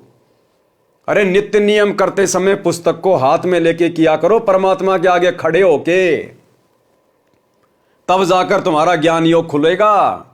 जब तक तुम नित्य नियम यानी तीनों समय की आरती हाथ में पुस्तक लेकर विधि से नहीं करोगे, अपने बाप के आगे खड़े होकर, तब तक तुम्हारा ज्ञान योग नहीं खुलेगा। सुबह का नित्य नियम करते समय हम परमात्मा से क्या मांगते हैं?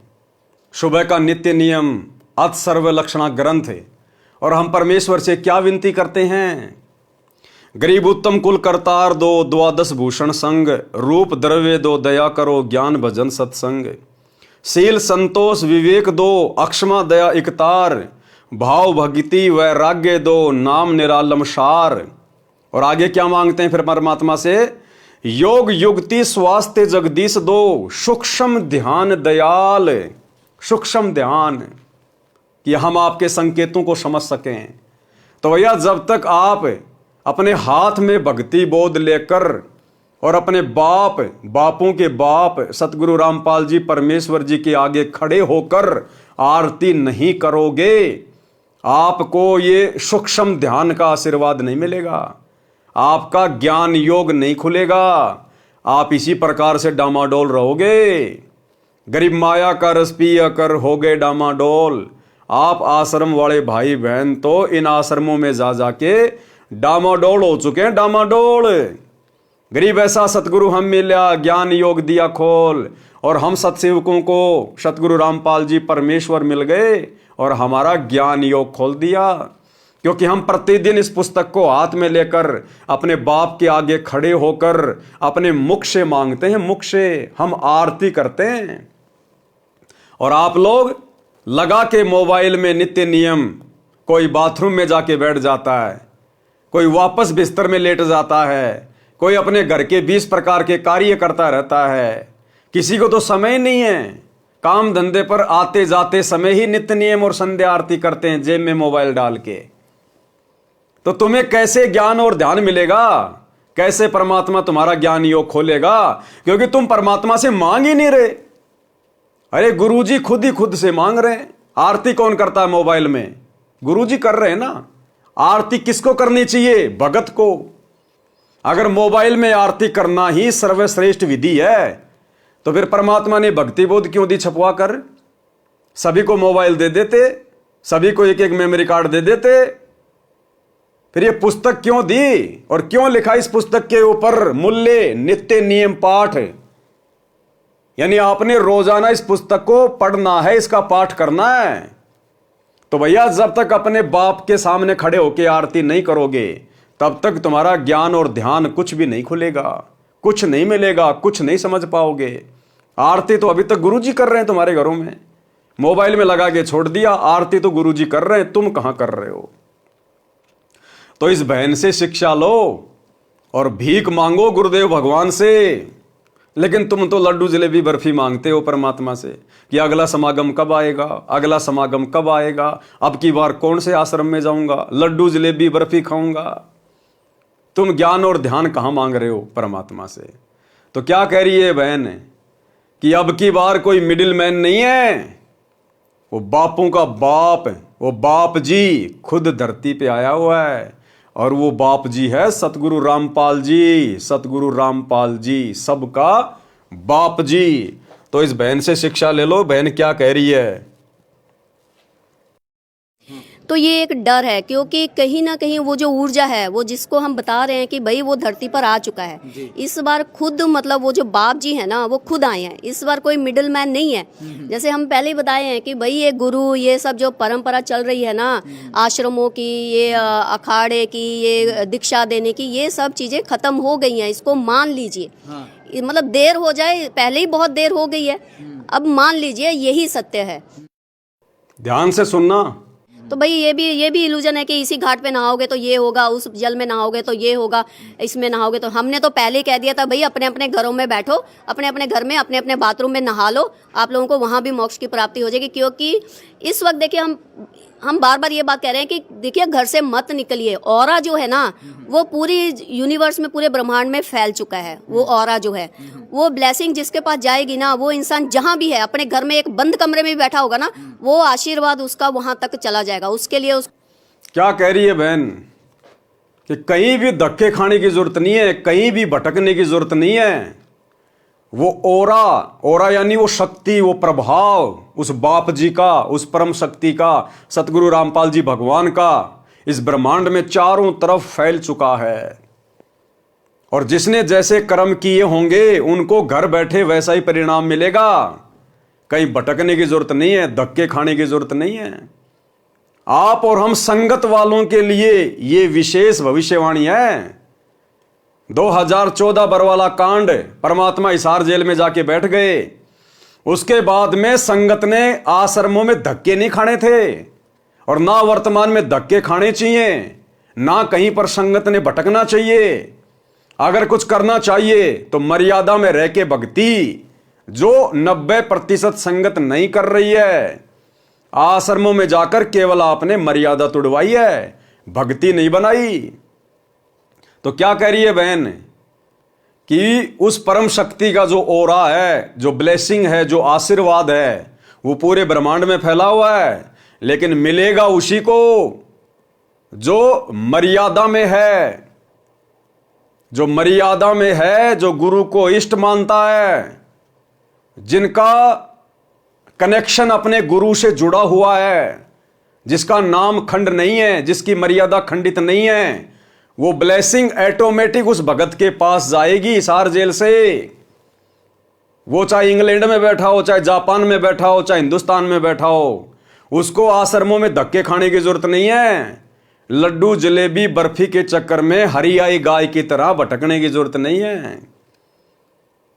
यदि कोई भी भगत अपने घर पर बैठकर, यानी अपने घर पे रहकर, अपने गुरुजी की गैर हाजिरी में, जैसे वर्तमान में, और यदि वो मर्यादा में है, भक्ति कर रहा है, अपनी 5 यज्ञ कर रहा है, तो उस भगत के पास गुरुजी का आशीर्वाद वहीं पे पहुंच जाएगा। उस भगत ने आश्रमों में धक्के खाने की जरूरत नहीं है, भटकने की जरूरत नहीं है। ये सांकेतिक भाषा है इसकी। जगत वाले तो कहां समझेंगे, 90% भगत भाई बहन भी नहीं समझ रहे। और हम सत्सेवक समझ भी रहे हैं और महसूस भी कर रहे हैं, और परमात्मा का आशीर्वाद, वो ब्लेसिंग लगातार ले रहे हैं। आप और हम भगत भाई बहन सत्सेवक गुरुदेव के जेल जाने के बाद किसी आश्रम में नहीं गए, कहीं नहीं भटके, बस अपने गुरु को समझ लिया कि गुरु कैसे प्रसन्न होगा, कौन से भक्ति सुक्रम करने से गुरु प्रसन्न रहेगा। हमने वही सुक्रम करने शुरू कर दिए घर बैठे। गुरु को इष्ट मान लिया, परमात्मा मान लिया। गीता अध्याय 3 श्लोक 13 के अनुसार उनको परमात्मा मानकर भोग लगाना शुरू कर दिया। घर घर गुरु का आश्रम बना दिया, आसन लगा दिया, और नेक नीति ईमानदारी से अपना काम कर रहे हैं, और ज्ञान आधार से भक्ति कर रहे हैं। और परमात्मा अपने प्रत्येक बच्चे के साथ में है, शब्द रूप में प्रत्येक बच्चे के साथ में। दर्शन दे देकर परमात्मा विश्वास बढ़ा रहे हैं, प्रकट हो के परमात्मा विश्वास बढ़ा रहे हैं। तो परमात्मा कहां है? परमात्मा अपने मर्यादित भगत के साथ में है। घट हिम गंगा, घट हिम जमुना, घट हिम है जगदीश, सतगुरु तारेंगे। तो हमने किसी भी जगह भटकने की जरूरत नहीं है। हमने परमात्मा का आशीर्वाद, वो ब्लेसिंग प्राप्त करने वाले अच्छे भक्ति कर्म करने हैं। हमने मर्यादा में रहकर परमात्मा को प्रसन्न करना है, ताकि वो ब्लेसिंग हमें मिलती रहे और उस आशीर्वाद, उस ब्लेसिंग के बदौलत ही हम भक्ति पर टिक पाएंगे। तो ये बहन ये बात कहना चाह रही है। इस बात को दुनिया वाले तो छोड़ो, हमारे 90% भाई बहन जो आश्रमों से जुड़े हुए हैं वो भी नहीं समझ पा रहे, और स्पष्ट कह रही है कि वो सबका बाप जी खुद आ गया, खुद। तो इस बात को किसने समझा? इस बहन के इन शब्दों को किसने पकड़ा, किसने समझा? केवल सत्सेवकों ने। बाकी वीडियो बना बना के तो आश्रम वाले भी डाल रहे हैं कि इस बहन की भविष्यवाणी सतगुरु रामपाल जी के ऊपर फिट बैठ रही है, फिट बैठ रही है। अरे इस बहन की भविष्यवाणी तो गुरु जी पे फिट बैठ रही है, लेकिन तुम्हारे दिमाग में कुछ नहीं बैठ रही, तुम्हारे ऊपर फिट नहीं बैठ रही, क्योंकि तुम अपने गुरु को बाप जी मान कहां रहे हो? तुम तो इनको मिडिल मैन मान रहे हो। अगर तुम अपने बाप सतगुरु रामपाल जी को बाप जी मान लेते इस बहन के अनुसार, तो भाई तुम उस कागज के टुकड़े दाढ़ी मूंछ वाले कबीर जी की फोटो को अपने घर में रखकर, अपने दरबार में रखकर, अपने लॉकेट में टांग कर, और जून के महीने में उस मुर्दा फोटो को कबीर मानकर, उसका कबीर प्रगट दिवस मनाकर अपने बाप सतगुरु रामपाल जी को मिडिल मैन घोषित ना करते। क्योंकि सतगुरु रामपाल जी के रहते सहते किसी अन्य को परमात्मा मानना, उस दाढ़ी मूंछ वाली कबीर जी की मुर्दा फोटो को कबीर भगवान मानना, उसका प्रकट दिवस मनाना जून के महीने में, सतगुरु रामपाल जी को मिडिल मैन मानना है, मिडिल मैन। तो इस बहन की भविष्यवाणी तो फिट बैठ रही है, लेकिन आप आश्रम वाले भगत भाई बहनों के दिमाग में यह बात फिट नहीं बैठ रही कि सतगुरु रामपाल जी स्वयं बाप जी हैं। आज भी तुम लोग उनको मिडिल मैन ही मान रहे हो, मिडिल मैन। और जब तक जून के महीने में वो दाढ़ी मूंछ वाले नकली मुर्दा कबीर का प्रकट दिवस मनाते रहोगे, तब तक तुम्हारी नजरों में सतगुरु रामपाल जी मिडिल मैन ही रहेंगे। और आदरणीय गरीबदास जी ने मिडिल मैन को मानुष कहा है, मानुष। गुरु मानुष कर जानते ते नर कहिए अंध, ओहे दुखी संसार में आ गए यम के फंद। तो भाई और बहनों, इस बहन के विचारों को केवल सत्सेवकों ने समझा है। ये बात कह रहे हैं कि देखिए घर से मत निकलिए। ऑरा जो है ना वो पूरी यूनिवर्स में, पूरे ब्रह्मांड में फैल चुका है। वो ऑरा जो है, वो ब्लेसिंग जिसके पास जाएगी ना, वो इंसान जहां भी है, अपने घर में एक बंद कमरे में भी बैठा होगा ना, वो आशीर्वाद उसका वहां तक चला जाएगा। उसके लिए उसको चल के आने की किसी घाट में जरूरत नहीं है।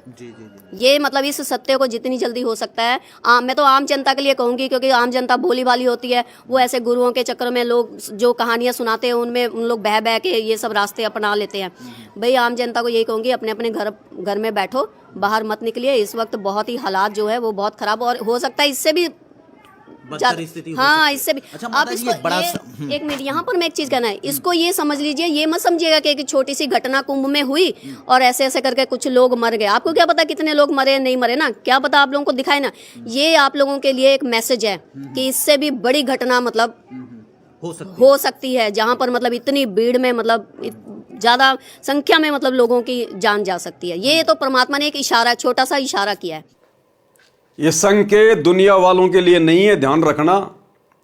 ये दुनिया तो मरती आई है, मर रही है और आगे भी ऐसे मरेगी। परमात्मा अगर किसी आत्मा में प्रेरणा करके कोई संदेशा दिलवाते हैं तो अपने पंथ के लोगों के लिए दिलवाते हैं। ये इस बहन का संकेत इन आश्रमों की तरफ है, इन आश्रमों की तरफ जहां पर समागमों में भीड़ इकट्ठा हो रही है। और 2018 में परमात्मा ने एक छोटा सा ट्रेलर भी दिखा दिया था। 2018 रोहतक का पशु मेला ग्राउंड, 10-12 लाख भगत इकट्ठे कर दिए गए सतलोक आश्रम मैनेजमेंट हरियाणा के द्वारा। और किस प्रकार से आंधी तूफान आया, बारिश आई, सारी व्यवस्था अस्त व्यस्त। ये तो शुक्र मनाओ कि परमात्मा की शरण में हो, वरना सैकड़ों की संख्या में वहां पर भगत भाई बहन भीड़ में दब दब के मरते।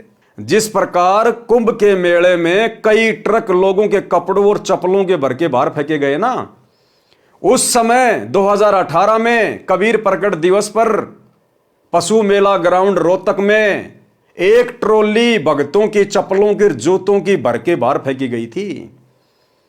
भगत भाई बहन, किसी का बैग रह गया, किसी के चप्पल रह गए, किसी के जूते रह गए, किसी का बच्चा रह गया, अपनी जान बचा के भागे थे। वहां सारी व्यवस्था बिगाड़ दी काल ने। नमस्कार दोस्तों, सच समाचार में आपका स्वागत है। आज हम पहुंचे हैं रोहतक पशु मेला ग्राउंड में, जहां पर कबीर प्रकट दिवस बहुत ज़ोरों शोरों से मनाया जा रहा है। आपको बता दें कि ये 622वां कबीर प्रकट दिवस है, जो कि संत रामपाल जी द्वारा इस ग्राउंड में बहुत ही विशाल तरीके से मनाया जाता है। आप देख सकते हैं कि ये भंडार घर में सेवादार चाय वितरण कर रहे हैं और लाखों की तादाद में यहाँ भक्तजन आने का जो है कि बताया जा रहा है। और ये देख सकते हैं कि आप सब्जियाँ आ चुकी हैं और सेवादार किस तरह लगे हुए हैं। लगभग 10,000 सेवादार ऑलरेडी पहुँच चुके हैं और इस बार टेंट की व्यवस्था बहुत ही ज़बरदस्त है। और देखिए, आप देख सकते हैं कि किस तरह हैवी टेंट है और सब सेवादार देखो सेवा कर रहे हैं। लेकिन होता क्या है कि अचानक तूफान आ जाता है। आप देख सकते हैं कि सेवा करते हुए तूफान तेज़ी से आगे बढ़ रहा है और अपना प्रचंड रूप धारण कर रहा है। आपको बता दें कि 28 जून के भंडारे में भी इस तरह विशाल तूफान आया था और बारिश हुई थी, लेकिन इस बार भी देख सकते हैं आप कि कितना भयंकर तूफान। देखिए कैसे भगतजन तूफान में दौड़ रहे हैं।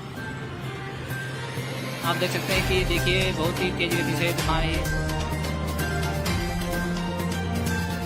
कैसे टेंट उड़ जा रहे हैं और सारे भगतजन शेड के नीचे आ रहे हैं, बच्चे दौड़ रहे हैं। आप देख सकते हैं इस वीडियो में।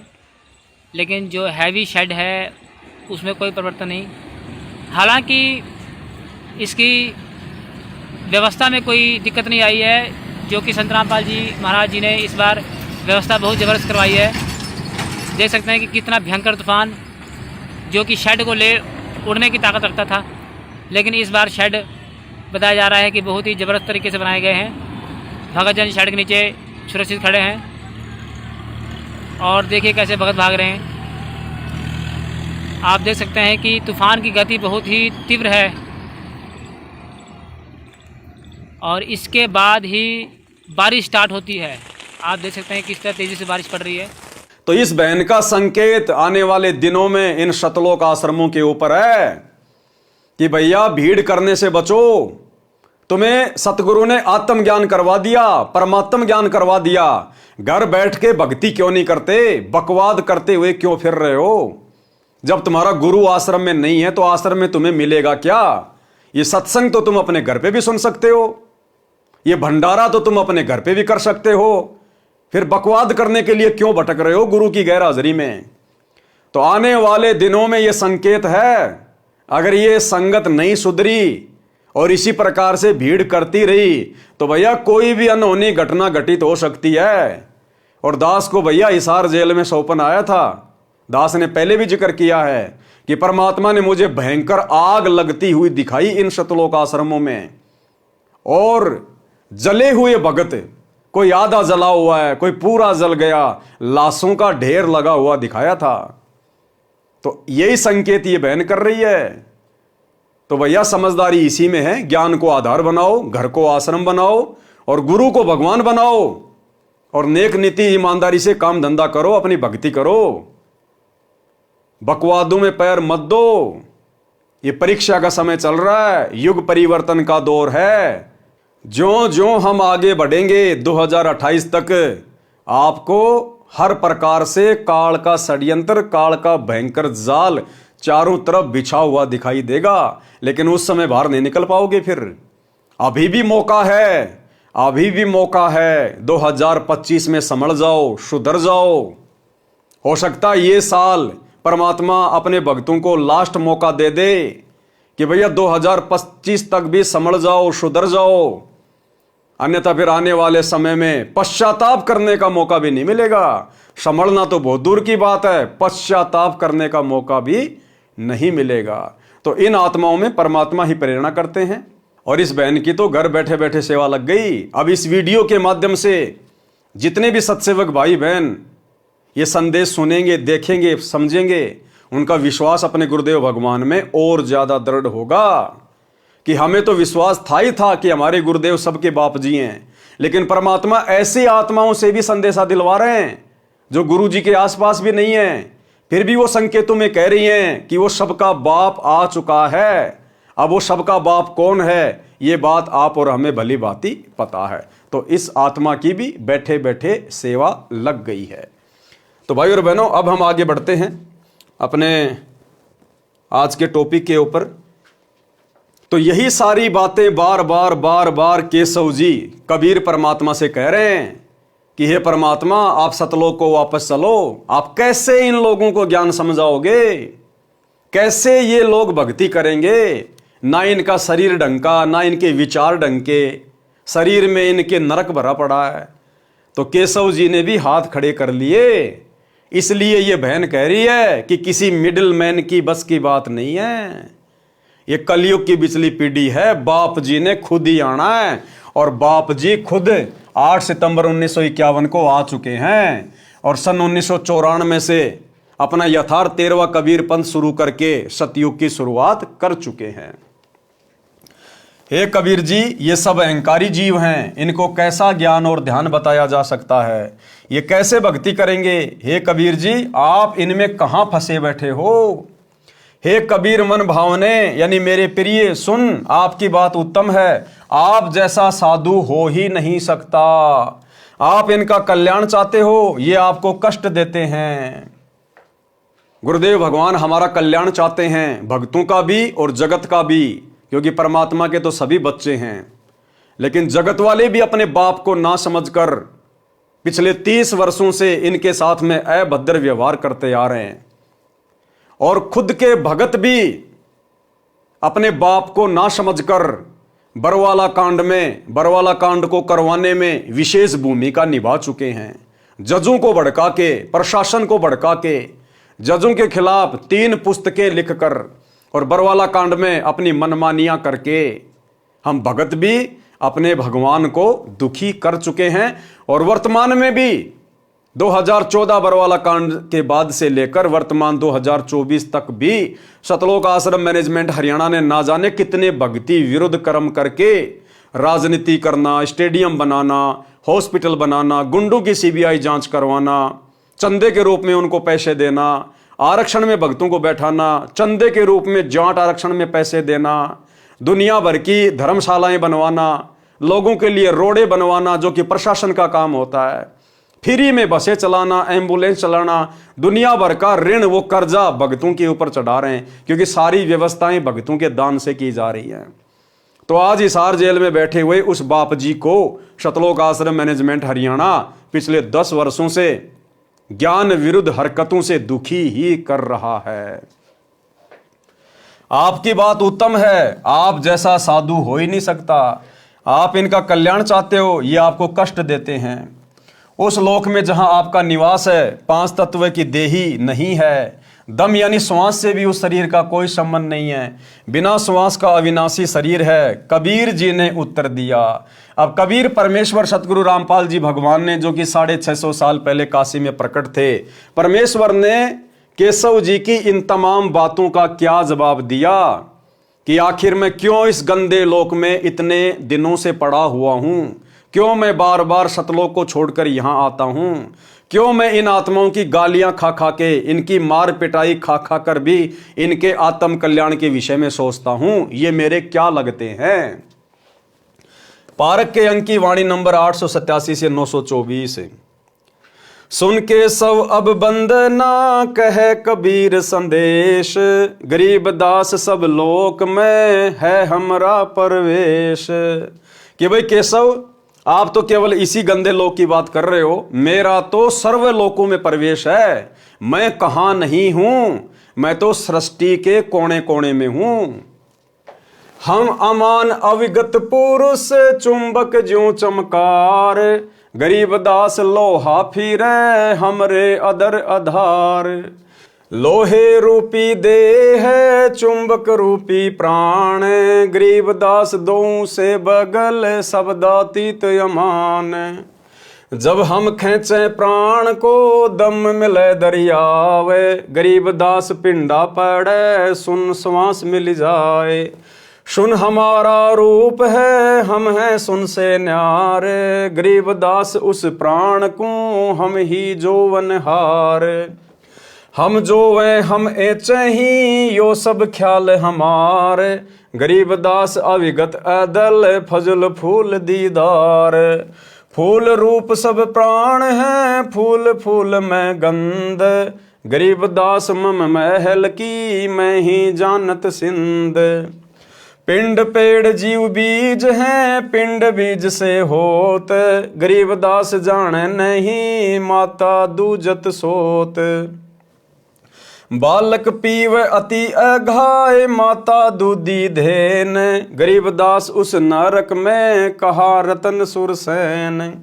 हाड़ चाम की दे में दूध रतन सरबंत, गरीबदास उस पिंड में ऐसे है भगवंत। थन दूधी को पकड़ कर जय कोई देखे दूध, गरीबदास उस पिंड में हाड़ चाम और गूद। हमरे ही उणियार है हमरा सिरजनहार, गरीबदास विधि वेद सुन उदर मुक्ति द्वार। तन के अंदर मन बस मन में दिल दरियाव, गरीबदास उस लहर से न्यारा है प्रभाव। चित के बीच चबूतरा तहाँ वहाँ रहन हमारे, गरीबदास उस महल में दूजा नहीं लगार। हृदय की खिड़की खुले एनक मध्य अनूप, गरीबदास घट घट बस रहे गगन जलकूप। जल से गगन ने भीजी है नहीं सुखावे धूप, गरीबदास मम देश यों सुन से न्यारा रूप। हम हैं सुन सनेहिया सुन के सब करतार, गरीबदास हम चरण से उतर जीव अपार। जुग 70 हम ज्ञान दे जीव न समझा एक, गरीबदास घर घर फिरे धरे कबीरा भेख। 70 युग सेवन किए किने न बूझी बात, गरीबदास मैं समझावत हूँ मोहे लगावे लात। कल्प कोटि जुग बीतिया हम आए हर बेर, देखो क्या कह रहे परमात्मा केशव से, कल्प कोटि युग बीतिया हम आए हर बेर, यानी हर बार इस पृथ्वी पर हम ही आए हैं, कोई अवतार नहीं आया, किसी को भेजा नहीं है सतलोक से। कल्प कोटि युग बीतिया हम आए हर बेर, यानी हर बार हम खुद ही आए हैं। तो अब की बार क्या किसी को भेजेंगे क्या? अब की बार भी परमात्मा स्वयं ही आए हैं। कल्प कोटि युग बीतिया हम आए हर बेर, गरीबदास के सब सुनो दिन भक्ति की टेर। स्वर्ग मृत्यु पाताल में हम बैठे कई बार, गरीबदास घर घर सीजा मार मार कह मार। हमरी जाति अपूर्वी पूर्व रहनी हमारे, गरीबदास कैसे जुड़े पश्चिम के कातार। हम हैं पूर्व ठेठ के उतरे ओगट घाट, गरीबदास जीव दक्षिण के यो नहीं मिलती साट। हम पूरब के पूर्वी उत्तर देश उतरंत, गरीबदास जीव दक्षिण के यो नहीं संगी चलंत। जिन हमरी सीख लई काटो यम जंजीर, गरीबदास के सब सुने ऐसे कहें कबीर। अब क्या कहते हैं कबीर परमात्मा कि जब जब मैं इस धरती पर आता हूं और जो ज्ञान बताता हूं, मर्यादा बताता हूं, और जिन जिन आत्माओं ने मेरे से शिक्षा लेकर मेरी मर्यादा निभाई है, आजीवन भक्ति पे लगे रहे हैं, कहते हैं मैं उन सब की काल की जंजीरें काट देता हूं। जिन हमरी सीख लई काटो यम जंजीर, गरीबदास के सब सुने ऐसे कहें कबीर। फिर बाजी बिदना रचे वह नहीं जीव आवंत, गरीबदास सतलोक में अमर पटा पावंत। अनंत कोटि बाजी तहाँ रचे सकल ब्रह्मांड, गरीबदास मैं क्या करूं काल करत जीव खंड। अब परमात्मा कहते हैं भैया मैं तो सबको ज्ञान देता हूं, सबको समझाता हूं, सबके भले की सोचता हूं, लेकिन मेरा और इस काल का एक एग्रीमेंट हो रखा है। जब मैं प्रथम बार यहां पर आया था काल की तपतशिला पर, तो काल ने मेरे से वचन लिया था कि परमात्मा आप नीचे जाओगे, सबको ज्ञान दोगे, सतलोक लेके जाओगे, तो फिर मेरा पेट कैसे भरेगा? तो काल ने परमात्मा से वचन लिया था कि परमेश्वर, आप केवल उन्हीं आत्माओं को सतलोक लेके जाना जो आपके इतने प्रयत्न, इतने संघर्ष के बाद, इतने सत्संग करने के बाद जो आपके ज्ञान पर दृढ़ रहे, जो आपकी शिक्षाओं पर चले, आपकी आज्ञा में चले, जो आपकी मर्यादाओं में चले। केवल उन्हीं आत्माओं को, उन्हीं जीवों को आप सतलोक में लेके जाना, बाकी को मेरे लिए यहीं छोड़ देना। तो भाई और बहनों, अभी तक तो केवल साथ संगति से जुड़े हुए भगत भाई बहनों का सौभाग्य है जो हम परमेश्वर की प्रत्येक मर्यादाओं को फॉलो करते हुए, ज्ञान आधार से भक्ति करते हुए परमेश्वर के संग चलने को तैयार हो रहे हैं। बाकी सतलोक आश्रमों से जुड़े हुए भाई बहन वर्तमान समय 2024 तक पूरी तरह से खंडित हैं, परमेश्वर की हर प्रकार की मर्यादाओं को तोड़ के बैठे हैं। देखा देखी में महाभारत की गांधारी की तरह आंखों पर जानबूझकर काली पट्टी बांध कर बैठे हुए हैं। अनंत कोटि बाजी जहां रचे सकल ब्रह्मांड, गरीब दास मैं क्या करूं काल करत जीव खंड।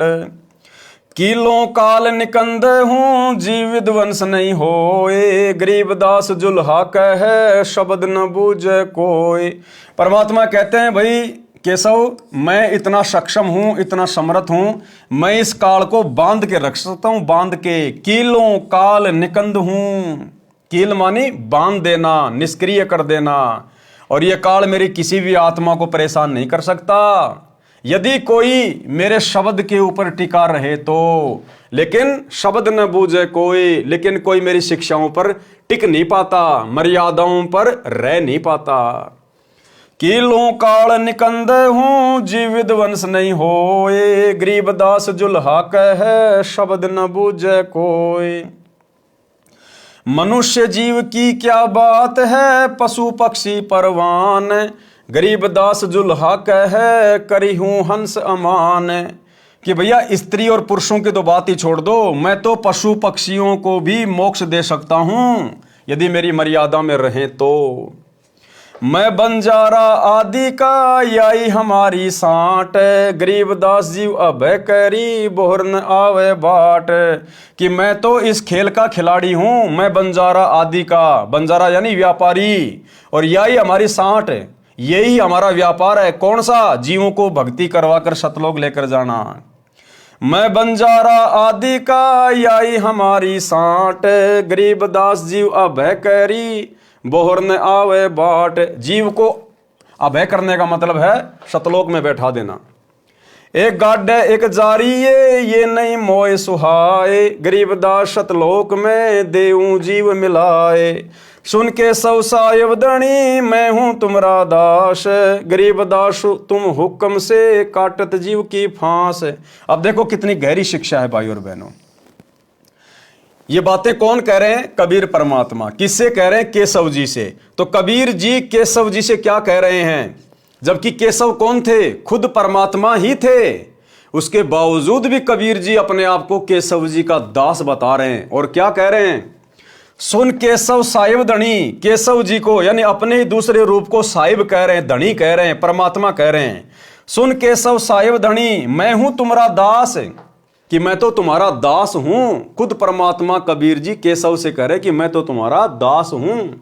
इसी प्रकार सतगुरु रामपाल जी परमेश्वर सन 1994 से अपने आप को छुपाते हुए स्वयं कबीर भगवान होते हुए और उस नकली फोटो को, दाढ़ी मूंछ वाली कबीर जी की समझे जाने वाली नकली फोटो को क्या कह रहे हैं? साहेब, कबीर साहेब धनी, और मैं तो इनका कुत्ता हूं, मैं तो इनका दास हूं।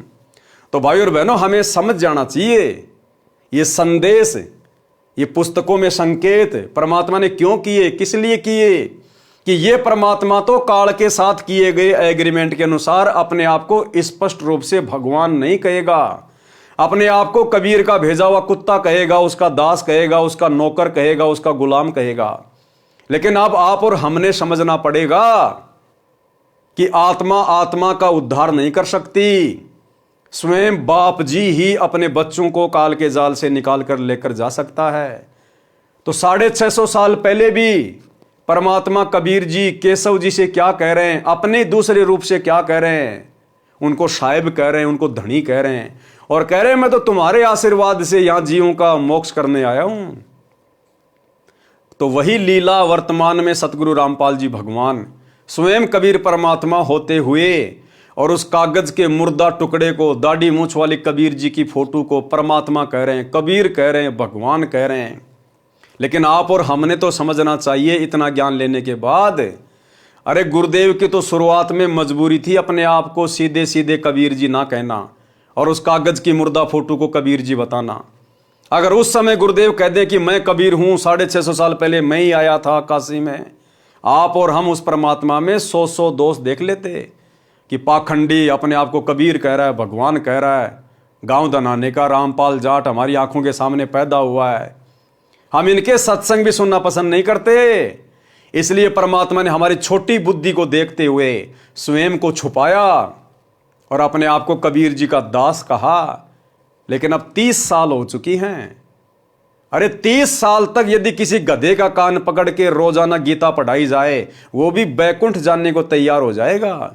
और हम भगत भाई बहन उस गधे से भी गए गुजरे, आज तक अपने भगवान को नहीं पहचान पाए, आज तक गुरु में परमात्मा नहीं देख पा रहे, फिर भला कैसे सतलोक जाएंगे। सुन के सब साहिब धनी मैं हूं तुमरा दास, गरीब दास तुम हुक्म से काटत जीव की फांस। मुझ आजिज की कल्प सुनी तुम उतरे तत्काल, गरीब दास जुल्हा कहे मग जीन्या पंथबाल। अब देखो आपको हर प्रकार के संकेत मिलेंगे यहां पर, हर प्रकार के संकेत। अब खुद कबीर परमात्मा अपने दूसरे रूप केशव जी से क्या कह रहे हैं, मुझ आजिज की कल्प सुनी कि हे केशव जी, आपने मुझ दास की प्रार्थना सुनी, अर्ज सुनी, अरदास सुनी, और क्या किया, तुम उतरे तत्काल, और तुम सतलोक से तत्काल नीचे उतरे हो।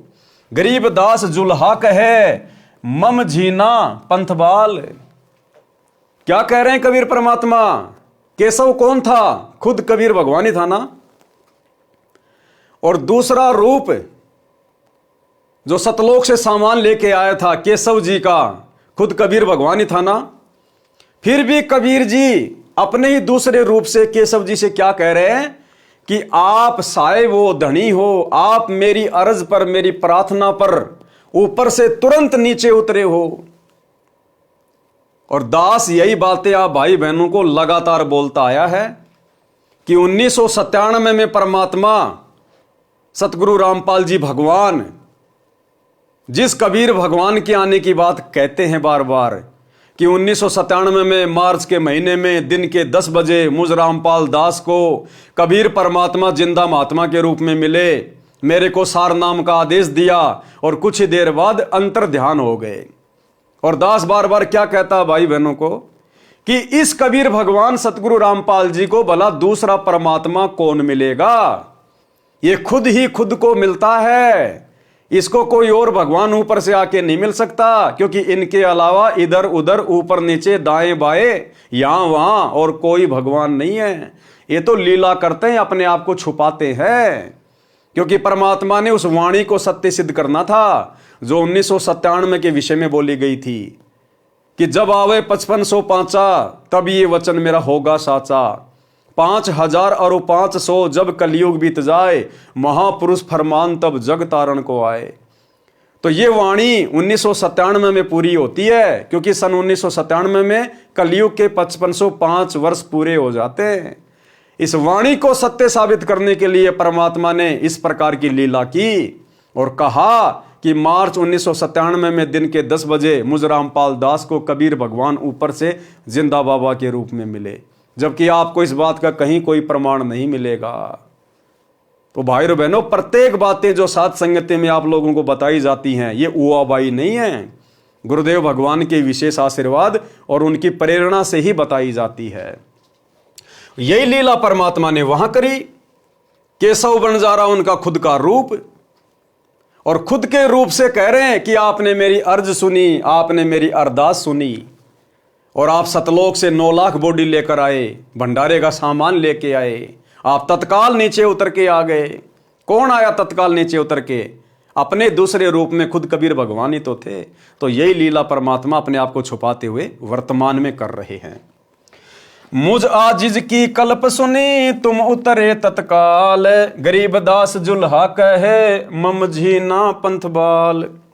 9 लख बोडी उतरी केशव कसत करंत, गरीबदास मम कारणे भक्ति स्वरूप भगवंत। सुन स्वामी साहेब धनी करहूं अर्ज अनेक, गरीबदास जुल्हा कहे पूर्ण कीने भेष। कामधेनु कल वृक्ष तू मैं एक तुमरा फूल, गरीबदास के शवधनी सदा संग मखमूल। अब बताओ केशव जी को कितनी महिमा दे रहे हैं कबीर परमात्मा कि तुम तो स्वयं कामधेनु की तरह हो, तुम तो कल्प वृक्ष की तरह हो, और मैं तो तुम्हारे सामने एक फूल की भांति हूं, जो आप 18 लाख लोगों के लिए भंडारा लेके आ गए। जबकि सारा काम कौन कर रहे थे बैठे बैठे? स्वयं धनी। तुमसे संगी संग है हमरे कछु ना चाहे, गरीबदास सतगुरु धैनी उतरे माल भराए। पूर्ण ब्रह्म कृपा निधान सुन के सौ करतार, गरीबदास मुझ दीन की रखियो बहुत संवार। अब बताओ, खुद कबीर परमात्मा सारी सृष्टि का मालिक और अपने दूसरे रूप केशव को कह रहा है कि आप मेरी संभाल रखना, आप मेरा ध्यान रखना, आप तो सारी सृष्टि के मालिक हो, कृपया निधान हो, और गरीबदास मुझ दीन की रखियो बहुत संभाल। खुद भगवान अपने दूसरे रूप से कह रहे हैं कि आप मुझे संभालते रहना समय समय पे। इसी प्रकार सतगुरु रामपाल जी परमेश्वर स्वयं कबीर परमात्मा होते हुए भी अपने आप को कबीर जी का दास कहते हैं, उनका गुलाम कहते हैं, उनका कुत्ता कहते हैं कि उस परमात्मा ने दास को शक्ति दे रखी है। भाई और बहनों, 650 साल पहले वाली वही लीला चल रही है, और हमने अपने गुरुदेव को समझना पड़ेगा, परमात्मा मानना पड़ेगा, नहीं तो हमारा काम 650 साल पहले की तरह अधूरा ही रह जाएगा। कबीर जी वचन। अब कबीर परमेश्वर जी क्या कह रहे हैं? सरलार्थ किया है परमात्मा ने उन तमाम वाणियों का। पारक के अंक की वाणी नंबर 887 से 924 का सरलार्थ है। कबीर जी ने कहा कि हे केशव, मेरा निवेदन सुन, मैं सब स्थानों पर विद्यमान हूं, मैं सर्वव्यापक हूं। जैसे गऊ बच्चे को जन्म देती है, गाय के शरीर में रुधिर भी है यानी खून भी है, गोबर पेशाब भी है, मांस भी है, हड्डियां भी हैं, उसी शरीर में बच्चे के लिए दूध भी बन गया है। इसी प्रकार सत्य साधना करने से इसी रुधिर व मल भरे मानव शरीर में परमात्मा भी प्रकट हो जाता है, भक्ति की शक्ति बन जाती है, जीव का मोक्ष हो जाता है। बच्चे के जन्म से पहले यदि गाय या भैंस के थन को चीर फाड़ कर देखें तो दूध नहीं मिलेगा, मांस व रक्त मिलेगा। बच्चा उत्पन्न होने के पश्चात दूध की बाल्टी भर देती है। हे केशव, अपना सृजनहार अपने उणियार जैसा है, यानी मानव स्वरूप है। ये सब वार्ता मानव को समझाने के लिए है। मैंने यानी कबीर जी ने, जो काल से अधिक प्रभावित है, कर्महीन हैं, उनको 70 युग तक तत्व ज्ञान समझाया। जुग 70 हम ज्ञान दिया, जीव न समझा एक भी जीव नहीं समझा। मैं घर घर भिन्न भिन्न वेश धारण करके जाता हूं, समझाना चाहता हूं, मेरे को लात मारते हैं। हे केशव सुन, मैं करोड़ों कल्पों तक बार बार सच्ची भक्ति करने की प्रेरणा करने स्वर्ग लोक, पाताल लोक तथा पृथ्वी लोक पर कई बार गया और आया हूं। ये जीव मेरे पीछे पड़ जाते हैं, कहते हैं कि ये झूठा ज्ञान कहता है, इसको मारो मारो। 2006 का क्रोथा कांड, 2014 का बरवाला कांड, वर्तमान में हिसार जेल में बैठे हुए, और 2000 से पहले सन 1994 से 2000 तक गांव गांव जाकर परमात्मा सत्संग करते थे, जीवों को समझाया करते थे। लोग गालियां निकाला करते थे, लोग जो है पत्थर मारा करते थे, बदसलूकियां किया करते थे कि ये हमारे देवी देवताओं को कमजोर बता रहा है, देवी देवताओं की भक्ति छुड़वाता है, इनको छोटा बताता है। भाई और बहनों, सेम वही लीला वर्तमान में चल रही है। हम पूर्व के यानी ऊपर सतलोक के रहने वाले हैं, जीव पश्चिम के हैं, इसलिए बोली मिलती नहीं है। परमात्मा हमें समझाना चाहते हैं, गुरुदेव कह रहे हैं कि हम तो पूर्व देश के हैं यानी सतलोक के हैं, और ये जो जीव हैं 21 ब्रह्मांड के प्राणी, ये हैं पश्चिम के। और पूर्व और पश्चिम वालों की आपस में भाषा मिलती नहीं है। जैसे विश्व के मानचित्र में जो पूर्व में देश हैं, जैसे अमेरिका है, इंग्लैंड है, ब्रिटेन है, ये हैं, और जो पश्चिम दिशा है उसमें हमारा ये भारत देश आता है। तो अमेरिका की भाषा में, यानी जो पूर्व में देश हैं उनकी भाषा में, उनके व्यवहार में, उनकी संस्कृति में, और हमारा जो भारत देश है जो पश्चिम में है, यहाँ की भाषा में, यहाँ के लोगों के आचार विचार व्यवहार में, संस्कृति में रात दिन का अंतर है। वो हिंदी नहीं जानते, हम लोग अंग्रेजी नहीं जानते। इसी प्रकार परमात्मा कहते हैं कि मैं तो पूर्व देश का रहने वाला हूं, सतलोक का रहने वाला हूं, और ये हैं पश्चिम के। इसलिए ये मेरे तत्व ज्ञान को इतनी जल्दी और इतनी आसानी से समझ नहीं पा रहे हैं, जिस कारण से ये मेरा विरोध करते हैं। हम पूर्व के यानी ऊपर सतलोक के रहने वाले हैं, जीव पश्चिम के हैं, इसलिए बोली मिलती नहीं है। पश्चिम यानी काललोक के निवासी हैं, यानी हमारे ज्ञान को समझ नहीं पाते। इनको काललोक का लोकवेद पढ़ा रखा है। मेरी कोशिश है कि इनको नरक से निकालूं। जिन्होंने हमारी शिक्षा यानी उपदेश मान ली, दीक्षा ले ली, उनके जम जंजीर काल के लोक के पाप कर्मों के बंधन को समाप्त कर देता हूं। इस बात को केशव भी सुन रहा था तथा प्रभावित हो रहा था। कबीर जी ने कहा कि वे मेरी शरण वाले सत्य भक्ति करके सतलोक में चले जाते हैं, वहां पर अमर पट्टा यानी अमर पद प्राप्त करते हैं। वे कभी जन्म मृत्यु के चक्कर में नहीं गिरते। मैंने यानी कबीर जी ने अनंत करोड़ दुनिया बनाई है, अनंत करोड़ ब्रह्मांड बनाए हैं। मैं इतना सक्षम हूं, परंतु काल जीव का नाम खंड करवाकर मेरे से दूर कर देता है। बताओ मैं क्या करूं? मैं काल को कील दूं यानी बांध दूं, किसी भी जीव को कष्ट नहीं होगा, सब सतलोक में चले जाएंगे, परंतु मेरे ज्ञान को कोई नहीं मानता, न सुनता है। कबीर जुलाहा ये कह रहा है कि मानव की तो बात ही क्या, पशु पक्षियों को भी सुखी कर दूं। मैं तो सदा का बंजारा यानी व्यापारी हूं। मेरी यही सांठ यानी सौदागरी है कि जीवों को सच्चा ज्ञान, सच्चा नाम बताकर, भक्ति करवाकर, काल ब्रह्म का हिसाब करवाकर, जीव को मुक्त करवाकर सतलोक ले जाऊं। वे जीव पुनः काल के जाल में नहीं आते।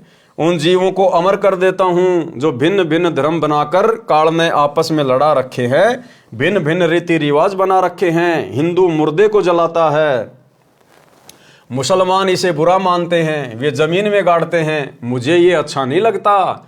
मैं चाहता हूं कि ये तत्व ज्ञान समझें, एक हो जाएं, सत्य साधना करें, सतलोक जाएं, सदा सुखी रहें। डबल रोल करके कबीर जी ने कहा कि हे केशव, हे मालिक, मैं तो आपका दास हूं। डबल रोल करके क्या कहा केशव से कि हे मालिक, मैं तो आपका दास हूं, आपका नौकर हूं। अब सतगुरु रामपाल जी भगवान भी तो उस कागज की मुर्दा डाढ़ी मूछ वाली कबीर जी की फोटो के आगे हाथ जोड़ के यही कहते हैं कि हे परमात्मा, मैं तो आपका दास हूं, आपका नौकर हूं। तो क्या वो कबीर जी केशव जी के दास थे? क्या नौकर थे? आप और हमें पता है ना, नहीं थे। इसी प्रकार सतगुरु रामपाल जी भगवान ये बापों के बाप हैं, स्वयं कबीर भगवान है। आप और हमें भक्ति समझाने के लिए परमात्मा एक प्रकार से दास की भूमिका कर रहे हैं। डबल रोल करके कबीर जी ने कहा कि हे केशव, हे मालिक, मैं तो आपका दास हूं, आपकी आज्ञा से जीवों के कर्म बंधन काटता हूं। मुझ आजिज की पुकार सुनकर आप तत्काल सहयोग के लिए उतरे हो, 9 लाख बॉडी लेकर आए हो, मेरी लाज रखी है। आपके कारण भगवान की सच्ची भक्ति प्रारंभ होती है। हे केशव साहिब धनी, मैं आपका धन्यवाद करता हूं कि आपने सब पंथों के साधुओं को पूर्ण रूप से तृप्त किया है। आप तो कामधेनु यानी मनोकामना व सब प्रकार के खाद्य पदार्थ देने वाली देवताओं की गाय के समान हो। मैं आपका छोटा सा फूल यानी बच्चा हूं। अब बताओ, खुद भगवान अपने दूसरे रूप को केशव को कह रहा है, मैं तो आपका बच्चा हूं। अब यही भूमिका तो वर्तमान में उस दाढ़ी मूछ वाली फोटो के सामने स्वयं सारी सृष्टि का मालिक कह रहा है, निभा रहा है कि मैं तो कबीर जी का दास हूं, कबीर जी का नौकर हूं। आप जैसे साथी मेरे साथ हैं, फिर मुझे क्या चाहिए? अरे ये शब्द तो आप और हमने कहने चाहिए कि हे गुरुदेव भगवान, आप जैसा साथी हमारे साथ है तो फिर हमने और किस बात की जरूरत है, फिर हमें क्या चाहिए? मेरे सतगुरु धनी, आप माल भरकर उतरे हो। हे पूर्ण ब्रह्म केशव करतार, मेरी अर्ज सुनो। मुझ दीन का बहुत ध्यान रखना, काल लोक में मेरी सुध लेते रहना। खुद परमात्मा होने के बावजूद भी अपने आप को छुपा रहे हैं। तो आज कैसे खुल्लम खुल्ला कह देंगे कि मैं कबीर हूं? ये ज्ञान इसीलिए तो दिया है, ये पिछली पीढ़ी का समय और ये शिक्षा और ये प्रमाण किस लिए दिए हैं? कि हम अपने गुरु को पहचान लें कि हमारा गुरु किसी का नौकर नहीं, हमारा गुरु कोई दास नहीं, कोई आत्मा नहीं, बापों का बाप है, कोई मिडिल मैन नहीं है, स्वयं कबीर भगवान हैं। पारक के अंक की वाणी नंबर 925 से 930। सुन कबीर के सौ कहें, जो कुछ करो सो कीन, गरीबदास मुख्तार तुम दीन बेदीन। सुन सतगुरु तो से कहूँ, तुम हो दीन दयाल, गरीबदास आदीन में तुम साहिब अबदाल। अनंत कोटि ब्रह्मांड को त्यारत लगे न बार, गरीबदास के शौक हैं तुम ही दारमदार। तुम ही दारमदार हो यहाँ कल्प नहीं इंच, गरीबदास के शौक हैं तुम रे ही परपंच। तुम परपंची आदि का अनंत जीव तुम त्यार, गरीबदास के शौक हैं तुम कोली घनसार। अनंत लोक ताना तण्या गुद्दी गाठी तू बीन, गरीबदास के शौक हैं तुम कोली परवीन।